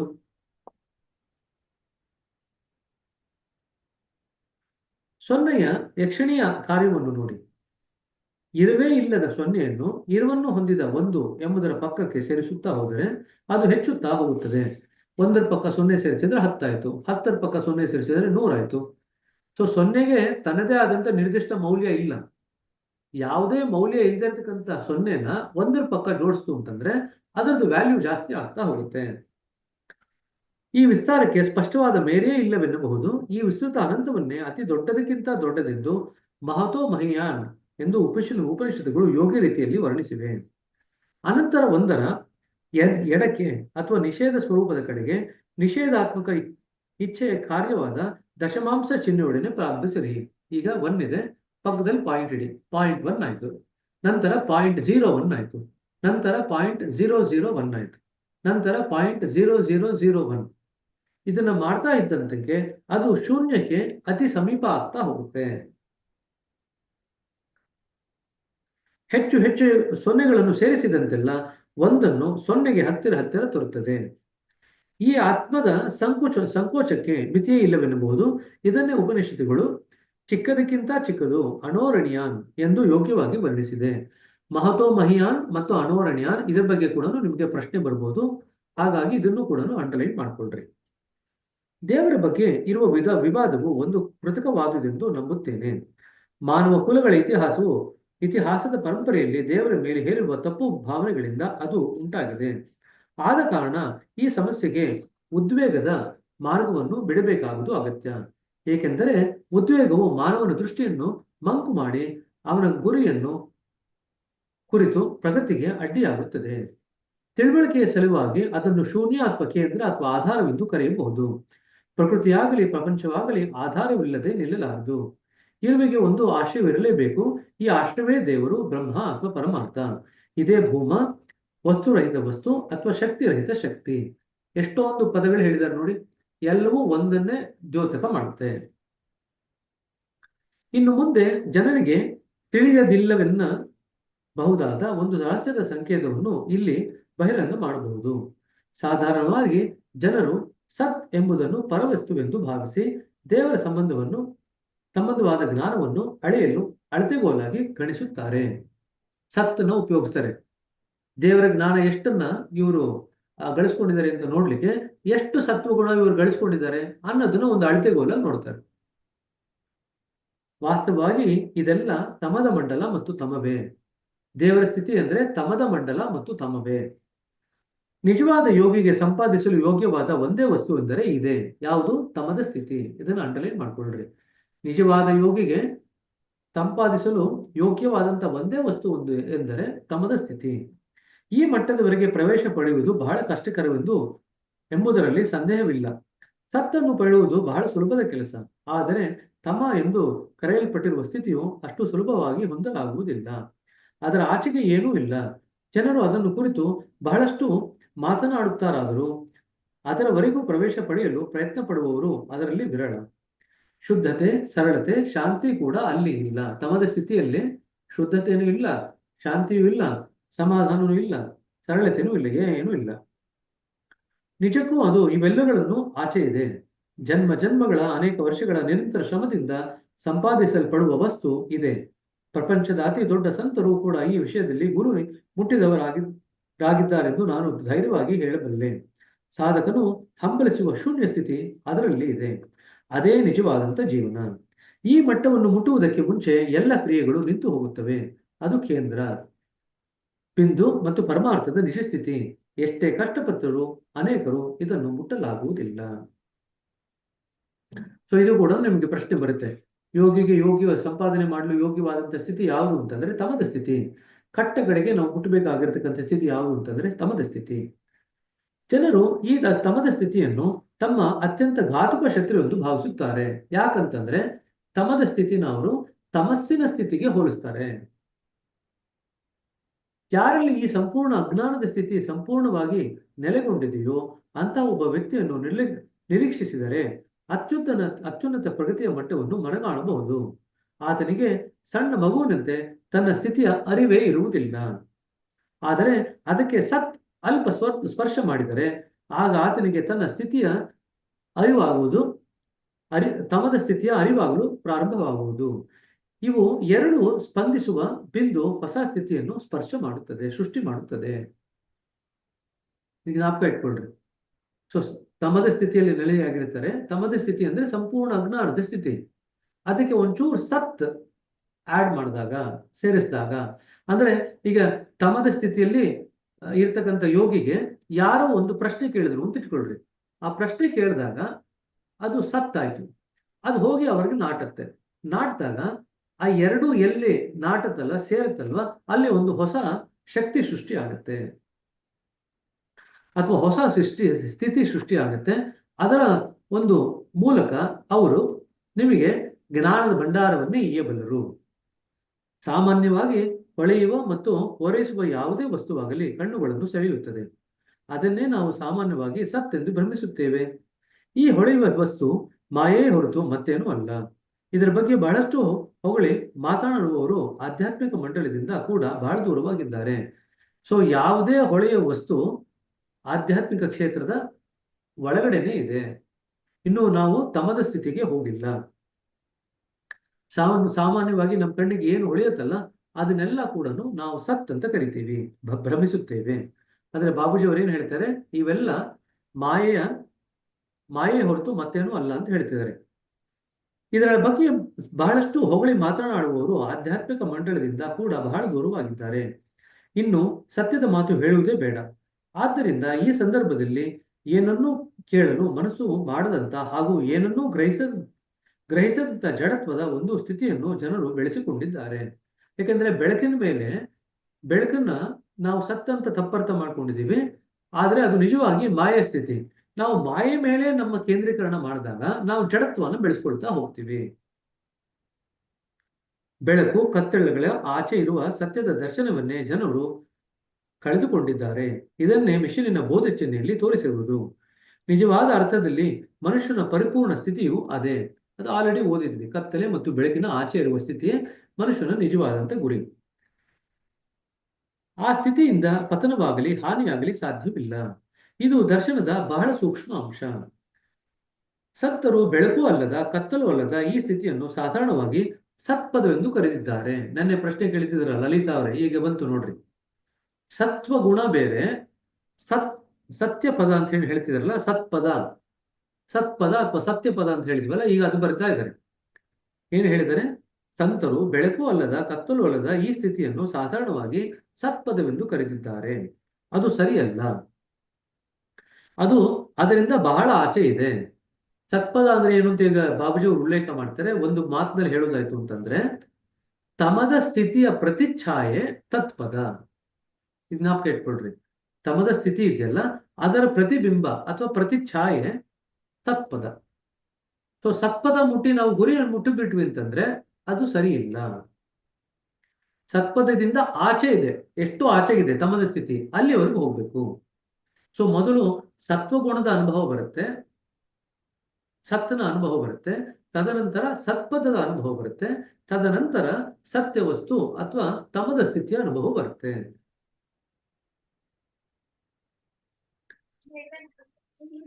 ಅದು ಅದರಿಂದ ಬಹಳ ಆಚೆ ಇದೆ. ಅದು ನಿಜವಾಗಿ ಬಹಳ ಆಚೆ ಇರುವ ಸತ್ಯದ ಪ್ರತಿಚ್ಛಾಯೆ ಆಗಿದೆ. ಸತ್ಪದ ಅಂದ್ರೆ ಸತ್ಯ ವಸ್ತುವಿನ ಪ್ರತಿಚ್ಛಾಯೆ ಸತ್ಪದ.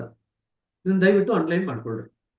ಇದು ತುಂಬಾ ಜನಕ್ಕೆ ಕನ್ಫ್ಯೂಸ್ ಆಗುತ್ತೆ. ಸುಮಾರು ಸತಿ ಪ್ರಶ್ನೆನೂ ಬಂದಿದೆ ಪರೀಕ್ಷೆನಲ್ಲಿ ಸತ್ಪದದ ಬಗ್ಗೆ. ಸೊ 3 ಹೇಳಾಯ್ತು ಇವಾಗ. ನೀವು ರಿಯಾಲಿಟಿ ಡಾನ್ ಹೋದಾಗ ಸತ್ಯದ ಬಗ್ಗೆ ಕೂಡ ಹೇಳ್ತಾರೆ. ಸೊ 4 ಇದೆ ಈಗ: ಸತ್ವಗುಣ, ಸತ್ಯ, ಸತ್ಪದ, ಸತ್ಯ ವಸ್ತು. 4 ಇದೆ. ಮೂಲದಲ್ಲಿರ್ತಕ್ಕಂಥದ್ದು ಸತ್ಯ ವಸ್ತು.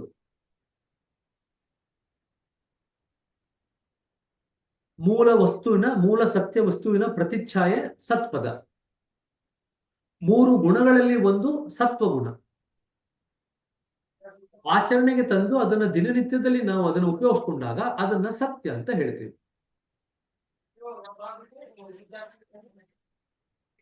ಶ್ರೀನಿವಾಸ್ ಅವರೇ, ಇದೊಂದು ಚೂರು ಮುಗಿಸ್ಕೊಡೋಣ. ಇನ್ನೊಂದು 2 ಲೈನ್, ಇನ್ನೊಂದು 2 ಪ್ಯಾರಾಗ್ರಾಫ್ ಇದೆ, ಅದು ಮುಗಿಸಿ. ಸಾರೂಪ್ಯತೆ ಇದೆಯಲ್ಲ, ಅಲ್ಲಿ ಬಂದು ನಿಲ್ಲಿಸೋಣಂತೆ. ಆಮೇಲೆ ಪ್ರಶ್ನೆಗಳನ್ನ ತಗೊಳ್ತೀನಿ, ಸರಿನಾ? ಈ ಪುಟಗಳಲ್ಲಿ ಓದುತ್ತಿರುವ ಅನೇಕರಿಗೆ ಇದು ಆಶ್ಚರ್ಯವೆನಿಸಬಹುದು. ಆದರೆ ಆಧ್ಯಾತ್ಮ ವಿದ್ಯೆಯಲ್ಲಿ ಮುಂದುವರೆದವರಿಗೆ ಈ ವಿಜ್ಞಾನದ ಸಂಪೂರ್ಣ ಜ್ಞಾನವಿವರಿಗೂ ಮಾತ್ರ ನಾನು ಇದನ್ನು ಬರೆದಿದ್ದೇನೆ. ಇದರ ಅನುಭವವನ್ನು ಪ್ರಾಯೋಗಿಕ ಮಾರ್ಗದಲ್ಲಿ ಮಾತ್ರ ನೋಡಬಹುದು. ಮತ ಧರ್ಮದ ಮೇರೆಗಳಲ್ಲಿ ಕಾಣಲಾಗದು. ಇದು ಸಂಪೂರ್ಣ ಬೇರೆಯೇ ಆಗಿದೆ. ಇದೇ ಒಂದು ವಿಜ್ಞಾನವಾಗಿದೆ. ಯಾರೊಬ್ಬರೇ ಆಗಲಿ ತಮ್ಮ ಒಳಗಣ್ಣಿನಿಂದ ಪ್ರಕೃತಿಯನ್ನು ನೋಡುವ ಸಾಮರ್ಥ್ಯವನ್ನು ಬೆಳೆಸಿಕೊಂಡು ಸಾಕಷ್ಟು ಅರ್ಹತೆಯನ್ನು ಪಡೆಯದ ಹೊರತು ಅವರಿಗೆ ಇದು ಲಭ್ಯವಲ್ಲ. ಸೊ 4 ಹಾಕಿದ್ದೀನಿ, ದಯವಿಟ್ಟು ಇದನ್ನು ಮೆಲುಕು ಹಾಕೊಳ್ರಿ. ಸತ್ಯವಸ್ತು, ಸತ್ಪದ, ಸತ್ಯ, ಸತ್ವಗುಣ. ಎಲ್ಲ ಸತ್ತಿಂದನೇ ಶುರು ಆಗತ್ತೆ. ಸತ್ಯವಸ್ತು, ಸತ್ಪದ, ಸತ್ಯ, ಸತ್ವಗುಣ. ಆದ್ರೆ 4 ಕೂಡ ಬೇರೆ ಬೇರೆ ಬೇರೆ. ಇದನ್ನ ಜ್ಞಾಪಕ ಇಟ್ಕೊಳ್ರಿ, ಸರಿನಾ? ಸತ್ಯ ಅನ್ನೋದ್ರ ಬಗ್ಗೆ ನಿಮಗೆ ಜಾಸ್ತಿ ಓದ್ಬೇಕು ಅಂತಂದ್ರೆ ನಾವು ಅದನ್ನ ಸತ್ಯೋದಯ ಪುಸ್ತಕದಲ್ಲಿ ಓದಿದ್ವಿ. ಯಾರಿಗಾದ್ರೂ ಜ್ಞಾಪಕ ಇತ್ತು ಅಂತಂದ್ರೆ ನೀವು ಬೇಕಾದ್ರೆ ಮೆಲುಕು ಹಾಕಿ ನೋಡ್ಬೋದು. ಸತ್ಯ ಕಡೆ ಅಲ್ಲ. ಜ್ಞಾನ, ಪ್ರಜ್ಞೆಗೂ ಸತ್ಯಕ್ಕೂ ಇರುವ ಸ್ಥಿತಿಯನ್ನ ಬಾಬೂಜಿಯವರು ಹೋಲಿಸ್ತಾರೆ. ನೀವು ಮತ್ತೊಮ್ಮೆ ಬೇಕಾದ್ರೆ ಅದನ್ನ ರಿವೈಸ್ ಮಾಡ್ಕೊಳ್ರಿ. ಪ್ರಜ್ಞೆಗೂ ಸತ್ಯಕ್ಕೂ ಇರುವ ಸಂಬಂಧವನ್ನು ಅವರು ತೋರಿಸ್ತಾರೆ, ಹೋಲಿಕೆ ಮಾಡಿ. ಅಲ್ಲಿ ಓದಿದಾಗ ಸತ್ಯದ ಬಗ್ಗೆ ಇದೆ. ಇಲ್ಲಿರ್ತಕ್ಕಂಥದ್ದು ಸತ್ಯ ವಸ್ತು, ಸತ್ಪದ ಮತ್ತು ಸತ್ವಗುಣ. ಹೇಳ್ರಿ ಬ್ರದರ್ ಶ್ರೀನಿವಾಸ್ ಅವರೇ.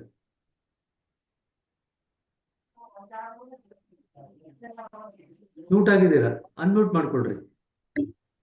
ಬ್ರದರ್, ಇಲ್ಲಿ ಒಂದು ಸೆಂಟೆನ್ಸ್ ಇದೆ 343ರಲ್ಲಿ, ಅದೇ ಸತ್ಪದದ ಬಗ್ಗೆ. ಇದು ದರ್ಶನದ ಬಹಳ ಸೂಕ್ಷ್ಮ ಅಂಶ. ಸಂತರು ಬೆಳಕು ಅಲ್ಲದ ಕತ್ತಲು ಅಲ್ಲದ ಈ ಸ್ಥಿತಿಯನ್ನು ಸಾಧಾರಣವಾಗಿ ಸತ್ಪದವೆಂದು ಕರೆಯುತ್ತಿದ್ದಾರೆ ಅಂತ ಇದೆ. ಇದು ಸರಿನೋ ತಪ್ಪು ಅಂತ ಕೇಳಿದಾಗ ನಾವೇನಂತ ಕ್ವಶನ್ ಕೇಳ, ಇದು ಸರಿನಾ ತಪ್ಪಾ ಅಂತ ಕೇಳ್ತಾರೆ. ಅದ್ರ ಮುಂದೆ ಏನಿದೆ ಅಂದ್ರೆ ಅದು ಸರಿ ಇಲ್ಲ ಅಂತ ಬಾಬೂಜಿಯವರು ಹೇಳಿದ್ರು. ಕರೆಕ್ಟ್. ಏನಕ್ಕಂತಂದ್ರೆ ಬೆಳಕು ಅಲ್ಲದ ಕತ್ತಲೆಯೂ ಅಲ್ಲದ ಸ್ಥಿತಿ ಅಂತ ನಾವು ಮೊದಲು ಏನ್ ಗಳಿಸ್ಕೊಳ್ತೀಲ್ವಾ ಅದು ಸತ್ಪದ. ಆದ್ರೆ ನಾವು ಮುಟ್ಬೇಕಾಗಿರ್ತಕ್ಕಂಥ ತಮದ ಸ್ಥಿತಿ ಇದೆಯಲ್ಲ, ಅದರಿಂದ ಸಾಕಷ್ಟು ಆಚೆಗಿದೆ. ತಮದ ಸ್ಥಿತಿಯ ಪ್ರತಿಬಿಂಬ ಈ ಸತ್ಪದ. ಅರ್ಥ ಆಯ್ತಾ? ಈಗ ಬೆಳಕು ಯಾವುದು ಸರಿ ಅಲ್ಲ ಅಂತ ಅವರೇ ಬರೆದಿದಾರಲ್ಲ, ಸರಿ ಅಲ್ಲ ಅಂತ ಒಂದ್ ನಿಮಿಷ ಉತ್ತರ ಕೇಳ್ರಿ. ಸರಿಯಲ್ಲ ಅಂತ ಬಂದು ಅದ್ರಲ್ಲಿ ಇವಾಗ ಏನ್ ವಿವರಣೆ ಕೊಟ್ಟಿದಾರಲ್ಲ ಬಾಬೂಜಿ ಅವರು, ಅದನ್ನ ಬ್ರಾಕೆಟ್ ಅಲ್ಲಿ ಬರೀರಿ. ಸರಿಯಲ್ಲ ಅಂತ ಬರೆದು ತಪ್ಪು ಅಂತ ನೀವು ಅದಕ್ಕೆ ಒಂದು ಸಮಜಾಯಿಷಿ ಕೊಡ್ಬೇಕಲ್ವಾ? ಯಾಕೆ ತಪ್ಪು ಅಂತ ಬಾಬೂಜಿ ಅವರು ಬರ್ದಿದ್ದಾರೆ ಅಂತ ಪುಸ್ತಕದಿಂದ ಉಲ್ಲೇಖ ಮಾಡಿ ಬರೀರಿ. ಒಂದು ಸೆಂಟೆನ್ಸ್ ಬರೀರಿ. ಸತ್ಪದ ಅನ್ನೋದು ಸತ್ಯ ವಸ್ತುವಿನ ಪ್ರತಿಛಾಯೆ ಆಗಿದೆ, ಹಾಗಾಗಿ ಅದೇ ಕೊನೆ ಅಲ್ಲ ಅಂತ ಬರೀರಿ. ಸರಿನಾ? ಸೊ ನೀವು ಕೆಲವೊಮ್ಮೆ ನೀವು ಪ್ರಶ್ನೆ ಬರೆದಾಗ, ಉತ್ತರ ಬರೆದಾಗ ಅದಕ್ಕೆ ಸಮಜಾಯಿಷಿ ಕೊಡಬೇಕು ಅಂತಂದ್ರೆ ಬರಿಬಹುದು ಅದರ ಪರೀಕ್ಷೆನಲ್ಲಿ, ಅದೇನು ತಪ್ಪೇನಿಲ್ಲ. ಅದನ್ನು ಅವ್ರು ಗಣನೆಗೆ ತಗೊಳ್ತಾರೆ. ಕ್ಲೀನ್ ಮಾಡಿದ್ದು ಕರೆಕ್ಷನ್ ಮಾಡ್ಬೇಕಾದ್ರೆ ಅದನ್ನು ತಗೊಳ್ತಾರೆ ಗಣನೆಗೆ. ಇವ್ರಿಗೆ ಈ ವಿಷಯ ಗೊತ್ತಿದೆ, ಹಾಗಾಗಿ ಇದನ್ನ ಬರೆದ್ಬಿಟ್ಟು ಅದಕ್ಕೆ ಸಮಜಾಯಿಷಿ ಕೂಡ ಕೊಟ್ಟಿದ್ದಾರೆ ಅಂತ ಅವ್ರು ಹೇಳ್ತಾರೆ. ಪರವಾಗಿಲ್ಲ. ಅರ್ಥ ಆಯ್ತಾ? ಸೊ ಹಾಗಾಗಿ ಏನಾಗುತ್ತೆ, ಕೆಲವು ಸತಿ ಅವ್ರು ನಿಮಗೆ ಕನ್ಫ್ಯೂಸ್ ಮಾಡ್ಬೇಕು ಅಂತ ಬರೀ ಒಂದೇ ಒಂದು ಮಧ್ಯದಲ್ಲಿ ತೆಗೆದು ಕೊಡ್ತಾರೆ.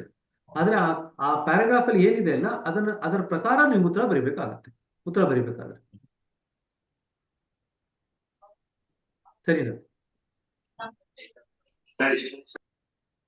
ಸರಿ, ಮುಂದೆ ಏನಾಗಿದೆಯಾ? ಪ್ರಶ್ನೆ ಇದೆಯಾ? ಇಲ್ಲಿ ಒಂದು doubt brother, same question brother ಕೇಳಿದ್ದು. The science have generally called the state of neither light nor darkness as ಸತ್ಪದ್, ವಿಚ್ ಇಸ್ ನಾಟ್ ಕರೆಕ್ಟ್ ಅಂತ ಕೊಟ್ಬಿಟ್ಟು ಟ್ರೂ ಆರ್ ಫಾಲ್ಸ್ ಅಂದ್ರೆ ಅದು ಟ್ರೂ ಆಗುತ್ತೆ. ಕರೆಕ್ಟ್. ನಾಟ್ ಕರೆಕ್ಟ್ ಅಂತ ಕೊಟ್ರೆ ಟ್ರೂ ಆಗುತ್ತೆ. ಸಪೋಸ್ ಅವ್ರು ಸತ್ಪತ್ಗೆ ನಿಲ್ಲಿಸ್ಬಿಟ್ರೆ, the science have generally called the state of neither light nor darkness as ಸತ್ಪತ್ ಅಂತ ನಿಲ್ಲಿಸ್ಬಿಟ್ರೆ ಅದು ಫಾಲ್ಸ್ ಅಂತ ಆಗ್ಬೇಕಾ? ಕರೆಕ್ಟ್. ಫಾಲ್ಸ್. ಕರೆಕ್ಟ್. ಪ್ರಶ್ನೆ ಏನ್ ಕೇಳಿದ್ರೆ ಅದ್ರ ಪ್ರಕಾರ ನೀವು ಉತ್ತರ ಬರೀಬೇಕಾಗುತ್ತೆ. ಯಾಕಂದ್ರೆ ಒಂದು ಪದ ವ್ಯತ್ಯಾಸ ಮಾಡ್ತು ಅಂತಂದ್ರೆ ಪ್ರಶ್ನೆ ಅರ್ಥ ಬದಲಾವಣೆ ಆಗೋಗುತ್ತೆ ಅಲ್ವಾ? ಸೊ ಪ್ರಶ್ನೆ ಏನು ಕೇಳಿದರೆ ಅದಕ್ಕೇನೆ ಪ್ರಶ್ನೆನ ಪೂರ್ತಿ ಅರ್ಥ ಮಾಡ್ಕೊಂಡು ಬರಿಬೇಕಾಗುತ್ತೆ. ಕೆಲವು ಪ್ರಶ್ನೆಗಳು ಟ್ರಿಕಿ ಇರುತ್ತೆ, ನೋಡಿದ ತಕ್ಷಣ ಉತ್ತರ ಬರಿಬಹುದು ಅಂತ ಅನಿಸುತ್ತೆ, ಮತ್ತೊಂದ್ಸತಿ ಆ ಪ್ರಶ್ನೆ ಓದಿ ಅವಲೋಕನ ಮಾಡ್ಕೊಂಡು ಉತ್ತರ ಬರಿಬೇಕು. ಅರ್ಜೆಂಟ್ ಅಲ್ಲಿ ಉತ್ತರ ಬರೀಲಿಕ್ಕೆ ಹೋಗಬಾರ್ದು. ಅವಾಗ ಎಷ್ಟೋ ಸತಿ ನಾವು ಅರ್ಜೆಂಟ್ ಅಲ್ಲಿ ಮ್ಯಾಥ್ಸ್ ನಲ್ಲಿ ಪ್ರಶ್ನೆನ ಪೂರ್ತಿ ಸರಿಯಾಗಿ ಅರ್ಥ ಮಾಡ್ಕೊಂಡಿರ್ಲಿಲ್ಲ, ಏನೋ ಉತ್ತರ ಬರೆದು ಬಂದಿರ್ತೀವಿ. ಅದೇ ರೀತಿ ಆಗುತ್ತೆ ಇಲ್ಲೂ ಕೂಡ. ಸರಿನಾ? ಸರಿ, ಇಲ್ಲಿಗೆ ನಿಲ್ಸೋಣತೆ. ಸಾರೂಪ್ಯತೆಯಿಂದ ನಾಳೆ ಕಂಟಿನ್ಯೂ ಮಾಡೋಣ. ಸರಿಯಾ? ಸತ್ ಮತ್ತು ತಮದ ಅಂತರ ಏನದು? ಏನ್ರಿ? ಸತ್ ಮತ್ತು ತಮರ್ ವಿವರಣೆ. ಸತ್ವಗುಣ, ಸತ್ ಇರ್ತಕ್ಕಂಥ ಸ್ಥಿತಿಯನ್ನು ದಾಟಿ ಹೋಗಿದೆ. ಸತ್ತಲ್ಲಿ ತಿಳುವಳಿಕೆ ಇನ್ನೂ ಇದೆ, ತಮದಲ್ಲಿ ತಿಳುವಳಿಕೆಯ ಸ್ಥಿತಿಯನ್ನು ದಾಟಿರ್ತದೆ. ಸತ್ನಲ್ಲಿ ಅರಿವಿದೆ, ತಿಳುವಳಿಕೆ ಬೇಕಾದ್ರೆ ಅರಿವು ಬೇಕು. ಸತ್ನಲ್ಲಿ ಅರಿವಿದೆ. ನಾವು ತಮದ ಸ್ಥಿತಿಗೆ ಹೋದಾಗ ಅರಿವನ್ನು ಮೀರಿ ಇರತಕ್ಕಂಥ ಸ್ಥಿತಿಯಲ್ಲಿ ಇರ್ತೀವಿ. ಹಾಗಾಗಿ ನಮಗೆ ತಮದ ಸ್ಥಿತಿಯ ಅರಿವು ಕೂಡ ಇರಲ್ಲ. ಸರಿ. ಸೊ ಸತ್ತು ನಾವು ಆಧ್ಯಾತ್ಮಿಕ ಪ್ರಗತಿಯ ಪಥದಲ್ಲಿ ಒಂದು ಮಧ್ಯದ ಸ್ಥಾನ, ಮಧ್ಯದ ಸ್ಥಿತಿ. ಅದನ್ನು ಮೀರಿ ಬೆಳೆದಾಗ ನಾವು ಮುಂದಿನ ಗುರಿಯಾದಂತ, ಅತ್ಯಂತ ಉನ್ನತ ಗುರಿಯಾದಂತ ತಮದ ಸ್ಥಿತಿಗೆ ಬಂದು ಸೇರಿಕೊಳ್ತೇವೆ. ಸತ್ನಲ್ಲಿ ಸ್ವಲ್ಪ ಮಟ್ಟಿಗೆ ಮುಗ್ಧತೆ ಬಂದಿರುತ್ತೆ. ಸ್ವಲ್ಪ ಮಟ್ಟಿಗೆ ಈಗ ಮುಗ್ಧತೆ ನೋಡಿದಾಗ ನೋಡ್ರಿ, ನಾವು ಒಂದು ವ್ಯಕ್ತಿಗೆ ಬುದ್ಧಿನೇ ಬೆಳೆದಿರಲ್ಲ, 25 ವಯಸ್ಸಾಗಿರುತ್ತೆ, ಎಷ್ಟು ಮುಗ್ಧರಪ್ಪ ಅಂತ ಹೇಳ್ತೀವಿ. ಅದೇ ಒಂದು 10 ವರ್ಷದ ಮಗುವಿಗೆ ಮುಗ್ಧ ಇದೆ ಅಂತ ಹೇಳ್ತೀವಿ. ಅದಿನ್ನು ಪ್ರೌಢಾವಸ್ಥೆಗೆ ಬಂದಿಲ್ಲ ಅಂತ ಇಟ್ಕೊಡ್ರಿ, ಮಗು ಹದಿಹರೆಯಕ್ಕೆ ಬಂದಿಲ್ಲ, ಎಷ್ಟು ಮುಗ್ಧಪ್ಪ ಅಂತ ಹೇಳ್ತೀವಿ. 5 ವರ್ಷದ ಮಗುಗೆ ಮತ್ತಷ್ಟು ಮುಗ್ಧ ಅಂತ ಹೇಳ್ತೀವಿ. 2 ವರ್ಷದ ಮಗುವಿಗೆ ಅದು ಮುಗ್ಧ ಅಂತ ಹೇಳ್ತೀವಿ. 2 ತಿಂಗಳ ಮಗು ಮುಗ್ಧ ಅಂತ ಹೇಳ್ತೀವಿ. 2 ದಿವಸದ ಮಗುವಿಗೆ ಮುಗ್ಧ ಅಂತ ಹೇಳ್ತೀವಿ. ಈ ಎಲ್ಲದರಲ್ಲೂ ಕೂಡ ಮುಗ್ಧತೆ ಅನ್ನೋದು ಕಾಮನ್ ಆದ್ರೂ ಕೂಡ ಆ ಎಲ್ಲಾ ಸ್ಥಿತಿಗಳಲ್ಲಿ ವ್ಯತ್ಯಾಸ ಇದೆ ಅಂತ ನಮ್ಗೆ ಅನ್ಸಲ್ವೇ?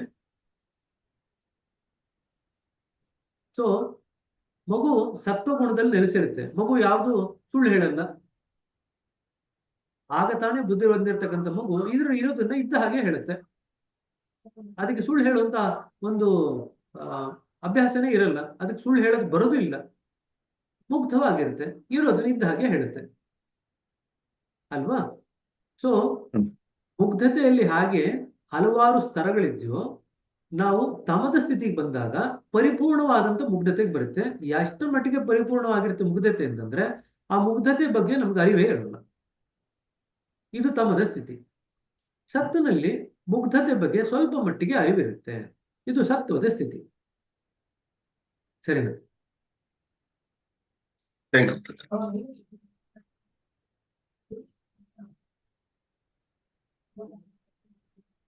ಸರಿ, 7:42 ಆಯ್ತು. ಏನು ಪ್ರಶ್ನೆಗಳಿಲ್ಲ ಅಂದ್ರೆ ಮುಗಿಸೋಣ. ಹಾಗಾದ್ರೆ ಸ್ವಲ್ಪ ಮಟ್ಟಿಗೆ ಇವತ್ತು ವೇಗವಾಗಿ ಯಾಕೆ ಓದ್ದೆ ಅಂತಂದ್ರೆ, ಎಷ್ಟೊಂದು ವಿಚಾರಗಳು ಆಲ್ರೆಡಿ ನಮಗೆ ಮುಂಚೆ ಓದಿದ್ದೀವಿ, ಅದ್ರ ಬಗ್ಗೆ ಸಾಕಷ್ಟು ಚರ್ಚೆನೂ ಮಾಡಿದ್ದೀವಿ. ಹಾಗಾಗಿ ಇನ್ನೂ ಎಷ್ಟೊಂದು ವಿಚಾರಗಳು ಸಹಜ ಮಾರ್ಗದರ್ಶನದಲ್ಲಿ ಬಹಳಷ್ಟು ವಿಚಾರಗಳು ರಿಪೀಟ್ ಆಗ್ತಾ ಹೋಗುತ್ತೆ. Almost 60-70% repetition. ಇನ್ನೊಂದು 30% ಅಷ್ಟೇನೆ ಹೊಸ ವಿಚಾರಗಳಿರೋದು. ಯಾವಾಗ ಹೊಸ ವಿಚಾರಗಳು ಬರುತ್ತಲ್ಲ ಅದ್ರ ಬಗ್ಗೆ ಸ್ವಲ್ಪ ಮಟ್ಟಿಗೆ ಬೆಳಕು ಹಾಕೋಣಂತ. ಸೊ ಇದು 4 ಜನ ಅರ್ಥ ಮಾಡ್ಕೊಳ್ತೀರಾ ಏನ್ ಹೇಳಿದಲ್ಲ? ಸತ್ಯವಸ್ತು, ಸತ್ಪದ, ಸತ್ಯ, ಸತ್ವಗುಣ. ಈ 4 ಬೇರೆ ಬೇರೆ. ಸತ್ವಗುಣ ಅನ್ನೋದು ತ್ರಿಗುಣಗಳಲ್ಲಿ ಒಂದು. ಸತ್ಯ ಅನ್ನೋದು ಹೇಳ್ತಕ್ಕಂಥ ಆಚರಣೆಗೆ ಸಂಬಂಧಪಟ್ಟಿದ್ದು. ಸತ್ಪದ ಅನ್ನೋದು ಆಧ್ಯಾತ್ಮಿಕ ಪ್ರಗತಿಯಲ್ಲಿ ಒಂದು ರೀತಿಯಾದಂತ ಸ್ಥಾನ. ಅದು ನಿಜ ವಸ್ತುವಿನ ಪ್ರತಿಛಾಯೆ. ನಿಜವಾಗಿ ಕಡೆಗೆ ಬರ್ತಕ್ಕಂಥದ್ದು ನಿಜ ವಸ್ತು, ಸತ್ಯ ವಸ್ತು ಅಥವಾ ನಿಜ ವಸ್ತು. ಇದು ಕಟ್ಟ ಕಡೆಗೆ ಸಿಗ್ತಕ್ಕಂಥದ್ದು. ಅದನ್ನೇ ನಾವು ಭೂಮ ಅಂತ ಕರೀತಕ್ಕಂಥದ್ದು. ಸರಿನಾ? ಈ 4 ದಯವಿಟ್ಟು ಕನ್ಫ್ಯೂಸ್ ಮಾಡ್ಕೋಬೇಡಿ. ಮತ್ತೆ ತಮಸ್ಸು ಮತ್ತು ತಮದ ಸ್ಥಿತಿ ಇವೆರಡರ ನಡುವೆ ಕೂಡ ಕನ್ಫ್ಯೂಸ್ ಮಾಡ್ಕೋಬೇಡಿ. ತಮದ ಸ್ಥಿತಿ ಅತ್ಯುನ್ನತವಾದಂತ ಸ್ಥಿತಿ. ಎಲ್ಲ ಋಷಿ ಮುನಿಗಳು ಹೋರಾಡ್ತಾ ಇರೋದು, ಅಭ್ಯಾಸ ಮಾಡ್ತಿರೋದೆಲ್ಲ ಆ ಸ್ಥಿತಿ ಗಳಿಸ್ಲಿಕ್ಕೋಸ್ಕರನೇ. ಅದು ತಮದ ಸ್ಥಿತಿ. ತಮಸ್ಸು ಅನ್ನೋದು ಅತ್ಯಂತ ಕೆಳಗಿನ ಮಟ್ಟದ ಸ್ಥಿತಿ. ನಾವು ತಮಸ್ಸಿನಿಂದ ರಜೋಗುಣಕ್ಕೆ ಬರ್ತೀವಿ, ರಜಸ್ಸಿನಿಂದ ಸತ್ವಗುಣಕ್ಕೆ ಬರ್ತೀವಿ, ನಂತರ ಗುಣಾತೀತರಾಗ್ತೀವಿ. ಗುಣಾತೀತರಾದ ನಂತರ ನಾವು ತಮದ ಸ್ಥಿತಿಯಲ್ಲಿ ನೆಲೆಸ್ತೀವಿ. ಇದು ನಮ್ಮ ಆಧ್ಯಾತ್ಮಿಕ ಬೆಳವಣಿಗೆ. ಸರಿನಾ? ಸರಿ, ಹಾಗಾದ್ರೆ ಎಲ್ರಿಗೂ ಶುಭ ದಿವಸ. ಮತ್ತೆ ನಾಳೆ ಬೆಳಗ್ಗೆ 6:15 ಕೇಳೋಣಂತೆ. ಇವತ್ತೇನ್ ನೋಡಿದೆ ಅಂತಂದ್ರೆ, ಪ್ರಾಯಶಃ ಪ್ರಶ್ನೆ ಕೇಳುವಂಥದ್ದು ಸಾಕಷ್ಟು ಮಟ್ಟಿಗೆ ಕಡಿಮೆ ಆಗಿದೆ. 2 ಕಾರಣ ಇರ್ಬೋದು. ಒಂದು, ನಿಮ್ಗೆ ಮುಂಚೆ ಇದೆಲ್ಲ ಓದಿರೋದ್ರಿಂದ ತಕ್ಕ ಮಟ್ಟಿಗೆ ಅರ್ಥ ಆಗಿದ್ರೆ ಪ್ರಶ್ನೆ ಕೇಳುವಂತ ಸಾಧ್ಯತೆ ಕಡಿಮೆ ಇರುತ್ತೆ. 2ನೇದು, ಅರ್ಥ ಆಗಿಲ್ಲ ಆದ್ರೆ ಈಗ ಸ್ವಲ್ಪ ಫಾಸ್ಟ್ ಆಗಿ ಓದಿದ್ವಿ, ಆದ್ರೆ ಪ್ರಶ್ನೆ ಕೇಳುವಂತ ರೀತಿನಲ್ಲಿ ನಮ್ಗಿನ್ನೂ ಮನಸ್ಸಿಗೆ ನೀವು ಏನು ವೇದ್ಯವಾಗ್ತಿಲ್ಲ ಅಂತಂದ್ರೆ ಆವಾಗಲೂ ಪ್ರಶ್ನೆ ಕೇಳಲ್ಲ. ಸೊ ಮತ್ತೊಮ್ಮೆ ಇದನ್ನ ರೆಕಾರ್ಡಿಂಗ್ ಕೇಳಿಸ್ಕೊಳ್ರಿ. ಮತ್ತೊಂದ್ಸತಿ ಪುಸ್ತಕದಲ್ಲಿ ಓದ್ರಿ, ಅವಲೋಕನ ಮಾಡ್ಕೊಳ್ರಿ. ತದನಂತರ ಮತ್ತೆ ಪ್ರಶ್ನೆ ಬಂತು ಅಂತಂದ್ರೆ ನಾಳೆ ಬೆಳಗ್ಗೆ ಕೇಳ್ರಿ. ಸರಿನಾ? ಎಲ್ರಿಗೂ ಶುಭ ದಿವಸ. ನಾಳೆ ಬೆಳಗ್ಗೆ 6:15 ಥ್ಯಾಂಕ್ ಯು ಕೇಳ್ರಿ. ಬ್ರದರ್. ಸರಿನಾ? Thank you, brother.